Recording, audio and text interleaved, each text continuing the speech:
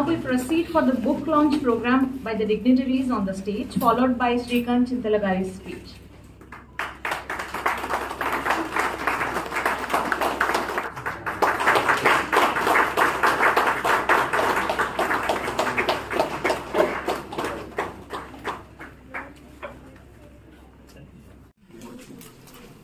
ఈరోజు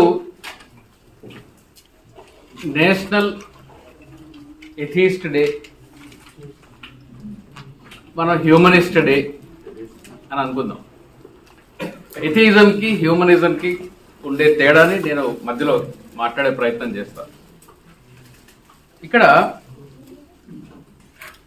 మతాన్ని, మత విశ్వాసాన్ని ఒకవేళ నేను ఏదన్నా కించపరిచినట్టయితే, ఇక్కడ ఎవరన్నా రిలీజియస్ ఫాలోవర్స్ ఉంటే దయచేసి మీ మనోభావాలను దెబ్బతీసుకోవడానికి రెడీగా ఉండండి. ఎందుకంటే మతాన్ని క్రిటిసైజ్ చేయడం అనేది భారత రాజ్యాంగం నాకు ఇచ్చిన హక్కు. మతాన్ని ఫాలో అవ్వడం భారత రాజ్యాంగం నాకు ఇచ్చిన హక్కు. మతాన్ని ప్రమోట్ చేయడం కూడా భారత రాజ్యాంగం నాకు ఇచ్చిన హక్కే. కాబట్టి మత స్వేచ్ఛ అంటే ఏంది అంటే, మత స్వేచ్ఛ అంటే నాకు నా మతాన్ని నేను ఫాలో అవ్వడానికి నాకెంత హక్కు ఉందో, నా మత విశ్వాసాన్ని చెప్పడానికి నాకెంత హక్కు ఉందో, నేను మతాన్ని నమ్మను అని చెప్పడానికి కూడా నాకు అంత హక్కు ఉంది. సో మత స్వేచ్ఛ అనేది, మత విశ్వాసం అనేది, మనం మన అభిప్రాయాల్ని అందరూ గౌరవించాలి అనుకోవడం రాజ్యాంగం కాదు. మన అభిప్రాయాలని అందరూ స్వీకరించాలి అనుకోవడం కూడా రాజ్యాంగం కాదు.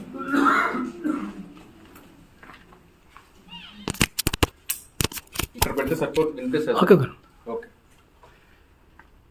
మన అభిప్రాయాల్ని గౌరవించాలి, నా అభిప్రాయాన్ని స్వీకరించాలి, నా అభిప్రాయాన్ని మీరు వ్యతిరేకించకూడదు అనడం రాజ్యాంగం కాదు. రాజ్యాంగం ఏంటి అంటే, నా అభిప్రాయాన్ని మీరు అంగీకరించకపోయినా కానీ మీరు విని తీరాలి. సో నేను రీసెంట్గా మీకు అందరికీ సుపరిచితులే, కంచె ఐలయ్య గారు అని పేరు వినే ఉంటారు. కంచె ఐలయ్య గారు సామాజిక స్మగ్లర్లు కోమటోళ్ళు అనే పుస్తకం ట్రాన్స్లేషన్ పాపం జరిగింది, ఆయన ఓన్ చేసుకున్నారు. పోస్ట్ హిందూ ఇండియా అనే పుస్తకంలో వన్ ఆఫ్ ద చాప్టర్ అది. ఆ చాప్టర్ లో ఆయన సోషల్ స్మగ్లర్స్ బనియాస్ అని రాశాడు. దాన్ని తెలుగులో అనువాదించేటప్పుడు స్వేచ్ఛానువాదం చేసి మన వాళ్ళు ఏం చేశారంటే ఒక అడుగు ముందుకేసి అనువాదకుడు రాసిన మాట అది, పాపం ఆయన రాసింది కూడా కాదు. కానీ ఆయన ఏమన్నాడంటే, ఆయన స్టాండ్ తీసుకుని, లేదు అనువాదం కూడా నాదే కదా, ట్రూ ట్రాన్స్లేషన్ తెలుగులో రాశాడు, ఇక్కడ బనియా అంటే ఎలా తెలుస్తుంది, కోమటి అంటే తెలుస్తుంది కాబట్టి రాశాడు. రాసిన తర్వాత మరి మనోభావాలను దెబ్బతీస్తున్న వాళ్ళు మనోభావాలు ఊరుకోవాలి కదా, న్యాచురల్ గా కేసులు పెడతారు. కేసులు పెట్టి అందులో అట్రాసిటీ కేసు కూడా పెట్టారు. ఈ అట్రాసిటీ ఏందయ్యా అంటే, ఆయన TV9లో ఒకసారి ఏదో డిబేట్ చేస్తూ ఆయన ఏమన్నాడంటే, నేను మిషనరీలని $1,00,000 నాకు ఇవ్వమని చెప్పేసి నేను అడుగుతున్నాను, ఇండియాకి పంపించండి, నేను ఇక్కడ ఉన్న వాళ్ళందరికీ ఇంగ్లీష్ నేర్పిస్తాను అన్నాడు. సో కేసు ఏమని పెట్టారంటే, ఈయన మిషనరీల దగ్గర డబ్బులు తీసుకొని భారతదేశం మీద యుద్ధం స్టార్ట్ చేస్తాడు, SC STలకి నేను ఇంగ్లీష్ నేర్పిస్తా అంటున్నాడు, ఇది అట్రాసిటీ కాబట్టి ఇది ఇంగ్లీష్ నేర్పించడం మాకు అట్రాసిటీ కాబట్టి ఈయన మీద అట్రాసిటీ పెట్టాలి అని చెప్తే, చాలా కాన్షియస్ గా నేను ఈ పదజాలం వాడుతున్నా. మతి లేని, రాజ్యాంగం తెలియని, చట్టం తెలియని ఒక పోలీసు వ్యవస్థ, అందులో ఒక లోవర్ జ్యుడిషియరీలో ఉండే ఒక జడ్జి కూడా మైండ్ కూడా అప్లై చేయకుండా అట్రాసిటీ కేసుకి రెఫర్ చేశారు. ప్రైవేట్ కంప్లైంట్ ఇస్తే ఇది అట్రాసిటీ అని ఒక మ్యాజిస్ట్రేట్ రెఫర్ చేస్తే ఎఫ్ఐఆర్ అయింది. ఇది మన దేశం. అందులో సరే ఆర్గ్యూ చేస్తా ఉన్నాం. న్యాచురల్ గా ఒక 4 లాయర్లు అవతల వైపు, వీళ్ళు ఏమన్నారంటే కన్క్లూజన్ పోర్షన్ ఆర్గ్యుమెంట్స్ ఏమన్నారంటే మా మనోభావాలు దెబ్బతిన్నాయి, ఈయన పొద్దున్న లేస్తే దేవుళ్ళని తిడతా ఉంటాడు, శ్లోకాలను తిడతా ఉంటాడు, రామునిలా అంటాడు, కృష్ణుని ఏదో అంటాడు అని చెప్పి వాళ్ళు మతం గురించి కంచయ్య గారు చేసిన ఒపీనియన్స్ అన్నింటినీ కోర్టులో ఏంటి రాజ్యాంగం ద్వారా నిర్మించబడ్డ కాన్స్టిట్యూషనల్ కోర్ట్స్ లో వీళ్ళు చెప్తా ఉన్నారు. కాబట్టి మా మనోభావాలు దెబ్బతిన్నాయి అన్నారు. అక్కడ ఆ కోర్టులో కూర్చున్న జడ్జి గారు ఎవరు అంటే జస్టిస్ రాధారాణి గారు. జస్టిస్ రాధారాణి గారి గురించి మనందరికీ బహుశా తెలిసే ఉండాలి, హేతువాదులందరికీ కూడా. ఆవిడ కూడా సైన్స్ పాపులరైజర్, ఆవిడ కూడా మన హ్యూమనిస్ట్ ఉద్యమాల్లో, నాస్తిక సమాజం ఉద్యమాల్లో ఆవిడ కూడా ఫ్రంట్ లైన్ లో ఉండి మరి ఆవిడ ఒక మంచి కాంట్రిబ్యూటర్. ఆవిడ జడ్జి గారు. ఈ పక్క నేనున్నాను. వేరే జడ్జి గారు అంటే బహుశా నేను చెప్పగలిగేవాడిని కాదేమో. ఇది నేను అప్పుడు ఆర్గ్యుమెంట్స్లో ఏమన్నానంటే, నేనుండే కాలనీ దాదాపుగా ఒక అగ్రహారం. నిజంగా కూడా పొద్దున్న లేస్తే సార్ నాకు 6 గంటలకి సుప్రభాతం పెట్టి లేపుతారు. మధ్యాహ్నం అయ్యేసరికి కొంచెం దూరంలో వాళ్ళు పెద్ద మైక్ పెడతారు కాబట్టి వాళ్ళు అరబిక్లో ఏదో చెప్తా ఉంటారు. మా ఇంటి వెనకాల ఒక చర్చ్ ఉంది. సండే రోజు వీళ్ళు కూడా పెద్ద పెద్ద మైకులు పెట్టి చెప్తా ఉంటారు. వీళ్ళు ముగ్గురు చెప్పేది ఏంటి, ఈ శ్లోకాల్లో మధ్యాహ్నం మసీదుల్లో ఇక్కడ చెప్పేది ఏంటి, దేవుడు ఉన్నాడు, దేవుడు ఉన్నాడు, దేవుడు ఉన్నాడు, దేవుడే నిన్ను కాపాడుతాడు అని చెప్తా ఉంటారు. నా మనోభావాలు దెబ్బతినట్లేదా? అరే నేను దేవుడిని నమ్మట్లేదు కదా, దైవం లేదు అంటున్నాను కదా, మరి నా మనోభావాల పరిస్థితి ఏంటి? నాకు లేవా మనోభావాలు? నేను లేదు లేడు అన్నదాన్ని ఉన్నా అంటున్నాను కదా. ఇదే రాజ్యాంగం. ఏంది అంటే దేవుడు ఉన్నాడు, మతమే గొప్పది అని చెప్పే అధికారం మతం నమ్మే వాళ్ళకి ఎంత ఉందో, లేదు అని చెప్పే అధికారం కూడా నాకు అంత ఉంది. ఎందుకు అంటే రాజ్యాంగం కానీ, రాజ్యాలు కానీ, దేశం కానీ నిర్మాణం అయ్యేది డైలాగ్ ద్వారా, పిడివాదం ద్వారా. మనం ఇక్కడ దాకా వచ్చున్నామంటే దానికి కారణం సైంటిఫిక్ టెంపర్. సైన్స్ అనగానే లేదు, జీవ పరిణామ క్రమంలో ఇలా కరెంట్ వస్తూ పోతూ ఉంటది.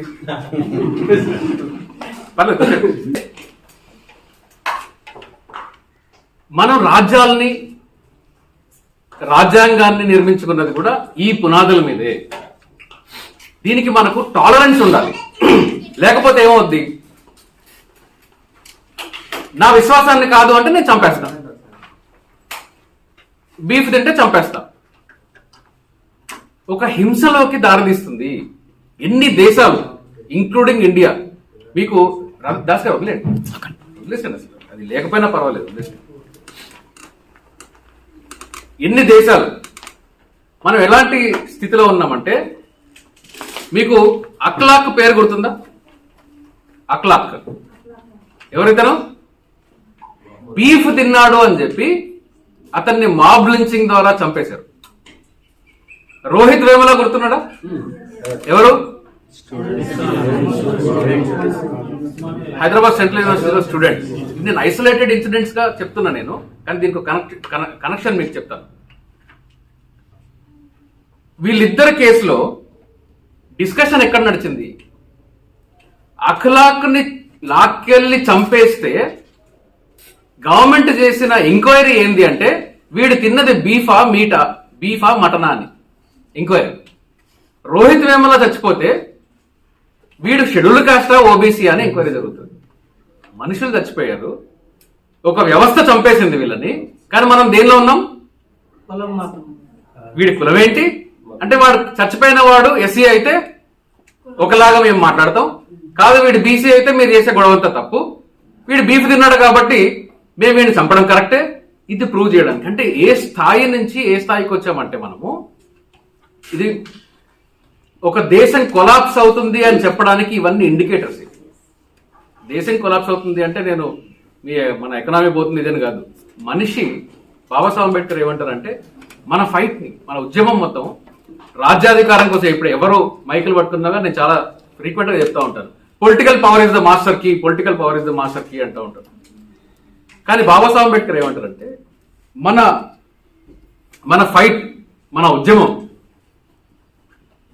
రాజ్యాధికారం కోసమో, ఎకనామిక్ సుపీరియారిటీ కోసమో, వీటి కోసం కాదు. దేనికోసము అంటే for the reclamation of human personality అంటారు. ఈయన అన్న హ్యూమన్ పర్సనాలిటీ అంటే మనిషిలోని మనిషిని కోల్పోయాడు, ఇతన్ని పునర్నిర్మాణించడమే మన ఉద్యమం అంటాడు. ఏంటి మనిషి ఎక్కడ కోల్పోయాడు? మనిషిలోని మనిషిని ఎక్కడ కోల్పోయాడు? ఎక్కడ మనం పునర్నిర్మించాలి? మన ఆలోచన ధోరణి ఎలా ఉంది? మనిషి న్యాచురల్ గా కూడా నేను కాన్స్టిట్యూషన్ టాపిక్ లోకి వెళ్లే ముందు ఈ బేసిక్ చెప్పడానికి కారణం ఉంది, మీకు అర్థమవుతుంది ఎందుకు. పుట్టుకతో మనిషికి, శ్రద్ధగా వినండి, కులం లేదు. ఏ వ్యక్తి కూడా కులంలో పుట్టడు, కులంలో పెరుగుతాడు. ఏ ఒక్క వ్యక్తి కూడా కులంలో పెరుగుతాడు, కులంలో పుట్టడు బయాలజికల్. అట్లాగే ఏ వ్యక్తి కూడా మతంలో పుట్టడు, మతంలో పెరుగుతాడు. మతం అనేది అలవాటు చేయబడుతుంది, మనిషికి మతం అలవాటు చేయబడుతుంది. న్యాచురల్ గా వచ్చిన సెంటిమెంట్ కాదు, న్యాచురల్ గా వచ్చిన థాట్ ప్రాసెస్ కాదు. దీని దగ్గర ధన్య గారు మాట్లాడేటప్పుడు నేను అన్నాను, ఒక పిల్లోడు వెళ్ళి గుడికి దండం పెడతా ఉంటాడు, మరి దీన్ని ఎలా చూడాలి అంటే నేను చైల్డ్ అబ్యూస్ గా చూడాలి అన్నాను. ఎందుకు చైల్డ్ అబ్యూస్ గా చూడాలి అంటే అది నేను చాలా సీరియస్ నోట్లో అన్నాను. ఒక చిన్న పిల్లవాడికి, ఏమీ తెలియని ఇన్నోసెంట్ మైండ్కి, టెండర్ మైండ్కి మీరు వాడు ఆలోచిస్తాడు. ఆలోచనని అంతం చేసి లేదు సృష్టి పుట్టింది, దేవుడు పుట్టించేశాడు, అయిపోయింది, ఇంకా ఆలోచించే అవసరమే లేదు. ఐ థింక్ రిచర్డ్ క్రాసా లేజియస్ట్ ఆర్గ్యుమెంట్ అని. సార్ నేను డాక్టర్ ఆరోగ్య గారు మాట్లాడుతున్నప్పుడు చెప్పాను ఆయనకి, దేవుడు లేడు, దేవుడు ఉన్నాడు, దేవుడే ఈ ప్రపంచాన్ని సృష్టించాడు అని చెప్పడం అనేది మోస్ట్ లేజియస్ట్ ఆర్గ్యుమెంట్. ఎందుకని లేజియస్ట్ ఆర్గ్యుమెంట్ అంటే ఇంకా మీరు ఏం ఆలోచించాల్సిన అవసరం లేదు. సృష్టి ఎక్కడి నుంచి వచ్చింది? దేవుడు క్రియేట్ చేశాడు. మనిషి ఎక్కడి నుంచి వచ్చాడు? దేవుడు క్రియేట్ చేశాడు. ఇంకా ఆలోచించాల్సిన అవసరం లేదు. ఒకవేళ లేదు ఈ సృష్టి ఎక్కడి నుంచి వచ్చింది అంటే ఆలోచన రావాలి. ఆలోచన వస్తే దానికి ఒక అనాలిసిస్ చేయాలి, రీసెర్చ్ చేయాలి, చదవాలి, తెలుసుకోవాలి, ఇన్ని చేయాలి. ఇవన్నీ చేయకుండా ఉండడానికి సింపుల్ లేజియస్ట్ ఆర్గ్యుమెంట్ లేదు, ఇవన్నీ దేవుడు క్రియేట్ చేసేస్తాడు. ఈ ఆలోచన శక్తిని చిన్నపిల్లల్లో చంపేయడం అనేది చైల్డ్ అబ్యూస్ కదా. నా దృష్టిలో చైల్డ్ అబ్యూస్. ఇక్కడ నేను శ్రద్ధగా ఆలోచించండి, నేను మతాన్ని దేవుణ్ణి క్రిటిసైజ్ చేయట్లా. నేను మతాన్ని దేవుణ్ణి నేను క్రిటిసైజ్, నాకు తెలియదు ఆ టాపిక్, నాకు తెలియదు. నేనేం చెప్తున్నానంటే మనం ఎలా ఒక ఇండివిజువల్ని సమాజంలో పెంచుతున్నాము, ఇళ్లలో పెంచుతున్నాము అనేది మాత్రమే చెప్తున్నా. ఇట్లాంటి ఒక టాపికే మన దేశం, మన రాజ్యాంగం నిర్మించుకునేటప్పుడు రాజ్యాంగ సభలో ఇలాంటి డిస్కషన్ వచ్చింది. ఈ రాజ్యాంగ సభలో వచ్చిన డిస్కషన్ ఏంటి అంటే, కామత్ అనే ఒక వ్యక్తి కాన్స్టిట్యూంట్ అసెంబ్లీలో, అప్పటికే అమెరికన్ కాన్స్టిట్యూషన్ రాసుకున్నారు, వాళ్ళ కాన్స్టిట్యూషన్ లో దేవుడి పేరుతో స్టార్ట్ అవ్వాలి కాన్స్టిట్యూషన్ అని చెప్పి, ఇప్పుడు మనం ఒక అడ్వాన్స్డ్ కంట్రీగా చూస్తాం కదా అమెరికన్, వీళ్ళు కూడా గాడ్ పేరుతో స్టార్ట్ చేసుకోవాలని చెప్పేసి అని అనుకున్నారు. ఇన్ ద నేమ్ ఆఫ్ గాడే వాళ్ళు స్టార్ట్ చేసుకున్నారు. అలాగే మన కాన్స్టిట్యూషన్ రాసుకునేటప్పుడు దాదాపుగా ఒక 350 సార్లు దేవుడు ప్రస్తావన లేదే కాన్స్టిట్యూంట్ అసెంబ్లీ జరగదు. అట్లాంటి స్థితిలో కూడా, అంటే మెజారిటీ కాన్స్టిట్యూంట్ అసెంబ్లీలో ఉన్న వాళ్ళందరూ కూడా దైవభక్తులే. మెజారిటీ కాన్స్టిట్యూంట్ అసెంబ్లీ ఎవరిది? మాక్సిమం వీళ్ళదే, ఏదో ఒక దేవుడు నమ్మే వాళ్ళదే. ముస్లిం లీగ్దో లేకపోతే కాంగ్రెస్, ఇండియన్ నేషనల్ కాంగ్రెస్, లేకపోతే కొంతవరకు అటు కమ్యూనిస్టులు కాకుండా మిగతా అందరూ కూడా ఆర్థోడాక్స్ హిందూస్ ఉండేవాళ్ళు. సో ఈయన కామత్ ఏం చేశారంటే కాన్స్టిట్యూషన్ మనము దేవుడి పేరుతో స్టార్ట్ చేద్దాము అని చెప్పేసి అన్నారు. అంతకుముందే ఇంకొక ప్రపోజల్ ఏంటంటే మనం గాంధీ గారి పేరుతో స్టార్ట్ చేద్దాము అని. అంటే రాజ్యాంగాన్ని గాంధీ పేరుతో కానీ దేవుడి పేరుతో కానీ స్టార్ట్ చేయాలంటే ఒక డిస్కషన్. అప్పుడు రాజేంద్ర ప్రసాద్ గారు ఏమన్నారంటే దేవుడి మీద గాంధీ మీద చర్చ వద్దు, ఇక్కడ లేనిపోని కాంట్రవర్సీలు ఎందుకు ఇవన్నీ అని చెప్పేసి ఆయన ట్రై చేసినా కానీ మన వాళ్ళు వినిపించుకోవాల్సింది లేదు, నథింగ్ డూయింగ్, రాజ్యాంగం దేవుడి మీద రాసుకోవాల్సిందే, దేవుడి పేరుతో స్టార్ట్ అవ్వాల్సిందే అని చెప్పి పట్టుబట్టారు. పట్టుబట్టిన తర్వాత సరే ఇదంతా పేచి ఎందుకు, మనం ఎలక్షన్ పెట్టుకుందామని అనుకున్నారు. ఎలక్షన్ అంటే మీరు ఇప్పుడు ఈరోజు ఈవీఎంల మీద జరుగుతుంది కదా, అలాంటి ఎలక్షన్ కాదనమాట. అక్కడ కాన్స్టిట్యూంట్ అసెంబ్లీలో ఓటింగ్ పద్ధతి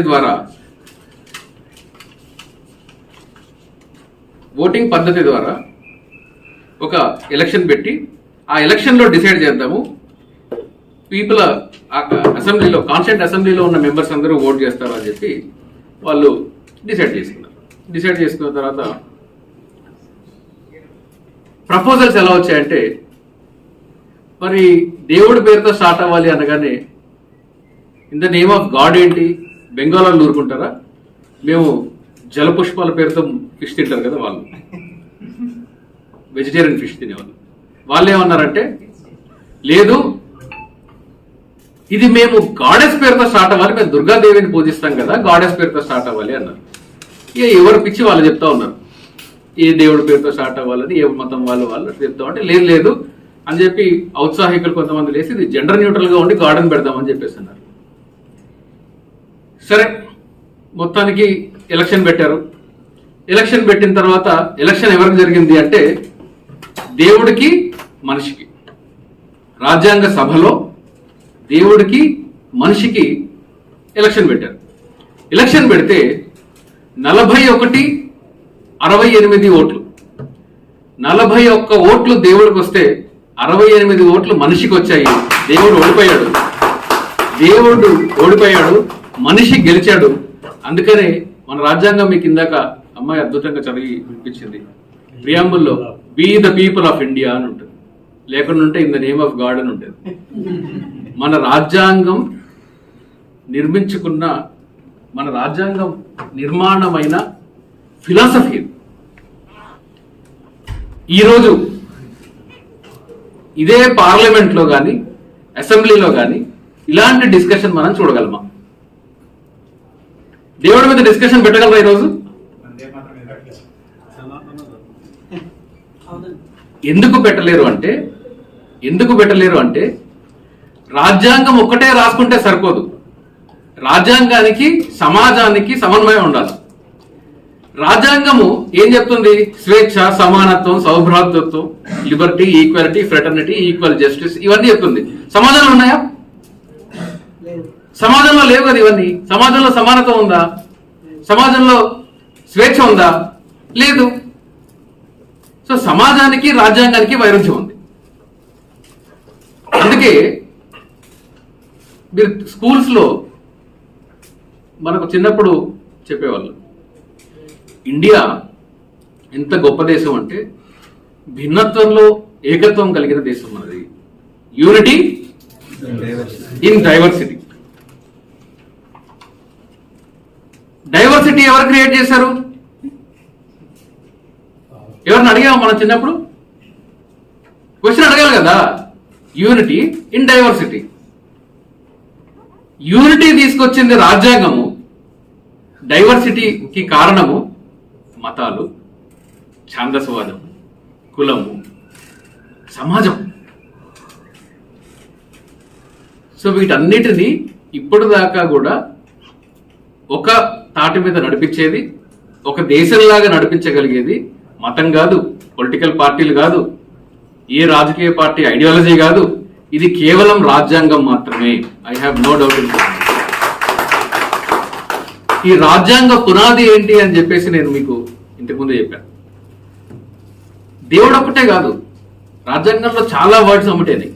ఏంటి అంటే మీకు ఫెడరల్, సోషలిస్ట్, సెక్యులర్ అనే పదాలని అమెండ్మెంట్ ద్వారా తీసుకొచ్చాం కదా, ఈ పదాలని కూడా కాన్స్టిట్యూంట్ అసెంబ్లీలో డిస్కస్ చేశారు. డిస్కస్ చేసి అప్పటి కాన్స్టిట్యూంట్ అసెంబ్లీలో ఏంది, నేను మాట్లాడేది 1947 to 1950 మధ్యలో ఉండేవాళ్ళు, అంటే మనకన్నా దాదాపు ఒక 70 ఏళ్ళ వెనక జనరేషన్ లో ఉండే వాళ్ళు ఏమంటున్నారంటే, character of the constitution already secular గా ఉంది కదా, character of the constitution secular గా ఉన్నప్పుడు పదం పెట్టాల్సిన అవసరం ఏంటి అని అన్నారు. ఆలోచించగలమా మనం? అంతకన్నా ఇంకొక అద్భుతమైన ఐడియా బాబాసాహెబ్ అంబేద్కర్ ఎక్స్ప్రెస్ చేసింది ఏంటంటే, 1949లో ఆయన ఏమంటున్నారంటే, బాబాసాహెబ్ అంబేద్కర్ ఏమంటారంటే, సోషలిస్ట్ అని ఎందుకు పెట్టాలి మనము? ఎందుకు పెట్టాలి? ఈ రోజున సోషలిస్టిక్ ఫార్మ్ ఆఫ్ గవర్నమెంట్ అనేది ఈ రోజు మనకు మంచిది అనిపిస్తుంది, రేపు ఇంకొక ఫార్మ్ ఆఫ్ గవర్నమెంట్ మంచిది అయి ఉండొచ్చు, రేపు ఇంకొక బెటర్ సిస్టమ్ రావచ్చు. మనం ఎవరిని డిసైడ్ చేయడానికి ఫ్యూచర్ వాళ్ళు ఏ సిస్టమ్ లో బతకాలి అని చెప్పి మనం ఎవరైనా చెప్పడానికి, వీళ్ళు సోషలిస్ట్ స్టేట్ గా డెవలప్ కావాలని చెప్పడానికి. కాబట్టి మనకు ఆ నైతిక అర్హత లేదు. మనము we have to leave it to the generations to come to decide what kind of a social structure they want, what kind of a political structure they want. ఇక్కడ థాట్ ప్రాసెస్ ని అబ్జర్వ్ చేసి చూడండి. అని అంబేద్కర్ చాలా గొప్పగా చెప్పాడు అనుకుంటే మీరు ఆలోచించట్లా. సారీ, అంబేద్కర్ గొప్పగా చెప్పలా, అంబేద్కర్ ఆలోచింపజేసేలాగా చెప్పాడు. మనం మీటింగ్లు పెట్టుకుంటాం. మీటింగ్ పెట్టుకున్నప్పుడు నేను మన ఐఎల్ఏ టీం, ఇక్కడ చాలా మంది లాయర్స్ ఉన్నారు. By the way, I'm sorry నేను ఇంట్రడ్యూస్ చేయలేదు. ఇండియన్ లాయర్స్ అసోసియేషన్ అని ఒక అసోసియేషన్ రన్ చేస్తాము. సో ఇండియన్ లాయర్స్ అసోసియేషన్ నుంచి చాలా మంది మిత్రులు లాయర్స్ వచ్చినారు. అక్కడ ఐఎల్ఏ వేరే ఆర్గనైజేషన్స్ లో మనం రన్ చేసే ఎన్జిఓస్ లో కూడా నేను తరచుగా ఏం చెప్తున్నంటే, మనకు ఒక మీటింగ్ లో మాట్లాడే అవకాశం మనకు కలిగినప్పుడు సభని రక్తి కట్టించడం కాదు మనకు కావాల్సింది, సభని ఆలోచింపజేయాలి. You have to give a thought, ఆలోచనని రేకెత్తించాలి, వాళ్ళు ఆలోచించగలగాలి. అట్లాంటి ఒక డిస్కోర్స్ ని, అట్లాంటి ఒక డిస్కషన్ ని మనం రేపినప్పుడే సభ సక్సెస్ అన్నట్టు నేను భావిస్తాను. లేకుండా వచ్చాము, మాట్లాడాము, చప్పటి కొట్టుకున్నాము, వెళ్ళిపోయాము, అరే చాలా బాగా జరిగింది, చాలా మంది వచ్చారు, ఇది కాదు మీటింగ్ అంటే. ఏం ఆలోచించాము, ఏం నేర్చుకున్నాం అని. సో బాబాసాహెబ్ అంబేద్కర్ స్పీచెస్ మీరు విన్నప్పుడు నేను నేర్చుకున్నది ఏంటి అంటే, బాబాసాహెబ్ అంబేద్కర్ మీద అపారమైన గౌరవము, అడ్మిరేషన్ తెచ్చుకోవడం కాదు, ఆయన ఎలాంటి థాట్స్ ని మనకు నేర్పించాడు. బాబాసాహెబ్ అంబేద్కర్ ఆలోచన విధానం ఎలా ఉంది, ఏం ఆలోచించుంటే బాబాసాహెబ్ అంబేద్కర్ ఎలా ఉన్నాడు. మీరు నెహ్రూ గారు ఆర్థోడాక్స్ బ్రాహ్మణ్ ఫ్యామిలీ నుంచి వచ్చారు ఆయన. But he was an atheist. ఆయన దేవుడిని ఆయన కూడా నమ్మేవాడు కాదు. ఎన్నో కాంప్రమైజెస్ తర్వాత బేసిక్ కోర్ ఫిలాసఫీని వదలకుండా నిర్మించుకున్న రాజ్యాంగం మనది. అవి ఏంటి అంటే, మీకు పోక్సో చట్టం తెలుసు కదా, పోక్సో యాక్ట్ ఏంటిది? అమ్మాయిలు కాదు, మైనర్, జెండర్ న్యూట్రల్. లక్కీలీ ఆ ఒక్క చట్టం మాత్రమే జెండర్ న్యూట్రల్ చట్టం మన క్రిమినల్ లాలో. మిగతా ఏది జెండర్ న్యూట్రల్ కాదు. అమ్మాయిలైనా అబ్బాయిలైనా 18 years కన్నా తక్కువ ఏజ్ ఉన్న వాళ్ళతో ఎనీ సెక్షువల్ మిస్కాండక్ట్ ఏదన్నా ఉంటే, సెక్షువల్ అబ్యూజ్ ఉన్నా శిక్షార్హులు. కానీ దీనికి ఇంకొక ఎక్సెప్షన్ ఉంది సార్. కాన్స్టెంట్ దీని గురించి పార్లమెంట్ లో డిబేట్లు జరిగాయి. హిందూ కోడ్ చట్టం రాసుకునేటప్పుడు కూడా దీని గురించి డిబేట్లు జరిగాయి. ఏంటి అంటే, మా ఆడపిల్లల్ని మీరు 18 సంవత్సరాలు వచ్చేదాకా పెళ్లిళ్ళు చేసుకోవద్దంటే కుదరదు. It was a compromise. ఈ రోజుకి కూడా చట్టంలో మైనర్ హిందూ బాలికని పెళ్లి చేసుకోవచ్చు. చేసుకోమని చెప్తే ఎంకరేజ్ చేయట్లా. అంటే ఎలాంటి సిస్టమ్ అంటే చూడండి, ఇప్పుడు చేసుకుంటే పోక్సో కేసులో జైల్లో వేస్తారు, ఇట్స్ సెటిల్డ్ లా. కానీ అదే అమ్మాయి మ్యారేజ్ అయిన తర్వాత కొంతకాలం కాపురం చేసిన తర్వాత, మేజర్ గా అయిన తర్వాత, ఒకవేళ తను కానీ ఆ మ్యారేజ్ ని కంటిన్యూ చేస్తే పోక్సో పోతుంది. No more POCSO. అట్లాగే మీకు ఇక్కడ ప్రోహిబిటెడ్ మ్యారేజెస్ ఉన్నాయి కదా హిందూ వివాహ చట్టంలో. ప్రోహిబిటెడ్ మ్యారేజెస్ అంటే sub in the I not get in too much of law. Brother sister relationships ఇలాంటివి పెళ్లి చేసుకోవడానికి వీల్లేదు. వీళ్ళెవరు పెళ్లి చేసుకోవడానికి వీల్లేదు. అప్పుడు కూడా గొడవ జరిగింది. ఏం గొడవ జరిగింది అంటే నార్త్ ఇండియాలో మేనమామ తండ్రితో సమానం, మేనమామ పిల్లలు కూడా బ్రదర్స్తో సమానం. కానీ సౌత్ ఇండియాకి వస్తే ఏమవుతుంది, అక్క కూతుర్ని చెల్లెల కూతుర్ని చేసుకుంటాడు మామయ్య. ఇక్కడ మేనమామ కొడుకు అంటే ఫస్ట్ హక్కు ఉన్నదే మేనమామ కొడుక్కి. ఓకే, నేను పాపం ఇక్కడ విమెన్ ఒక కమోడిటీగా చూస్తున్నారు, దానిలో దిగట్లేదు. అది డిఫరెంట్ టాపిక్ అది. సో ఇక్కడ ఒకే చట్టం ఉంటే, అందరికీ ఒకేలా ఉంటే, అందరూ ప్రొహిబిటెడ్ మ్యారేజెస్ ఒకటే లిస్టుగా ఉంటే ఆఖరికి హిందూ సమాజం కూడా ఒకటిగా ఉండడం కుదరదు. కాబట్టి ఏం చేశారు, Hindu code bill was a compromise. ఇది కాంప్రమైజ్ అయ్యి ఒక్కొక్క స్టేట్ లో ఒక్కొక్క లాగా ఉంది అని చెప్పి ఇది కాంప్రమైజ్ అయ్యి ఒక యూనిఫామ్ కోడ్ కి హిందూ కోడ్ ని తీసుకొని వచ్చి ఎక్సెప్షన్స్ తో మనం చట్టం చేసుకున్నాం. ఇదంతా అంటే మీరు ఆలోచించండి, రాజ్యాంగం రాసుకునేటప్పుడు రాజ్యాంగ నిర్మాతల ముందు ఎన్ని ఛాలెంజెస్ ఉన్నాయో చూడండి. అందుకని ఈ రాజ్యాంగ నిర్మాతల ముందు ఇన్ని ఛాలెంజెస్ ఉన్న తర్వాత కూడా ఒక కాన్స్టిట్యూషన్, మన లాంగెస్ట్ రిటర్న్ కాన్స్టిట్యూషన్ మనది ఇండియాలో. Indian constitution one of the longest return constitutions.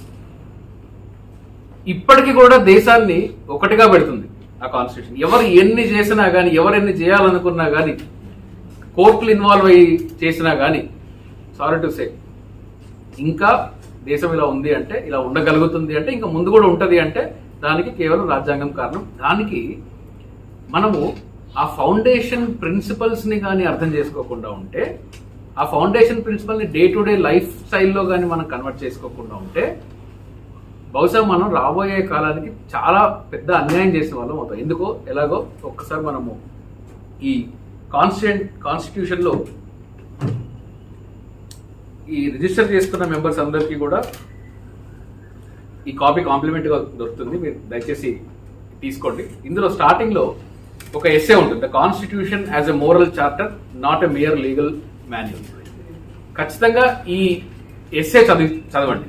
ఈ ఎస్సే తర్వాత, ఇది నేను రాసిన ఎస్సే, ఈ ఎస్సే తర్వాత బాబాసాహెబ్ అంబేద్కర్ ఇచ్చిన స్పీచ్ కాన్స్టిట్యూంట్ అసెంబ్లీలో, అంత రిమార్కబుల్ లాస్ట్ స్పీచెస్ అది. ఆ లాస్ట్ స్పీచ్ పేజ్ నెంబర్ 20లో స్టార్ట్ అవుతుంది, రోమన్ 20లో. ఇది ఈ 20th పేజ్ నుంచి బాబాసాహెబ్ అంబేద్కర్ ఇచ్చిన స్పీచ్. ఈ రెండింటిని కూడా కలిపి చదవండి. ఫస్ట్ ఎస్సేని, ఆ తర్వాత బాబాసాహెబ్ అంబేద్కర్ స్పీచ్ ని కలిపి చదవండి.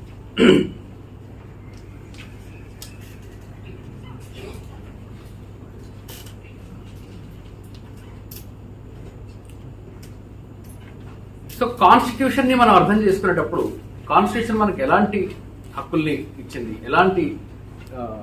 ఎలాంటి ప్రివిలేజెస్ ని మనకి ఇచ్చింది అని చూస్తే, ఈ మధ్య ఒక మీడియా ఇంటర్వ్యూ ఇస్తూ కరప్షన్ ఇన్ జ్యుడిషియరీ అనే టాపిక్ మీద మాట్లాడారు. ఈ కరప్షన్ ఇన్ జ్యుడిషియరీ టాపిక్ మాట్లాడేటప్పుడు మైక్ ఆఫ్ ఉందా? మరి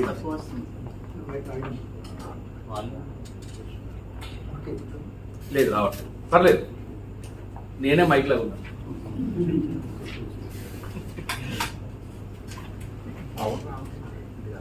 కార్డ్లెస్ ఉంది.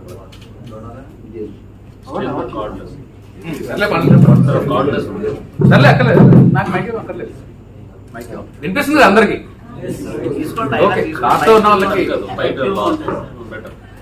ఓకే.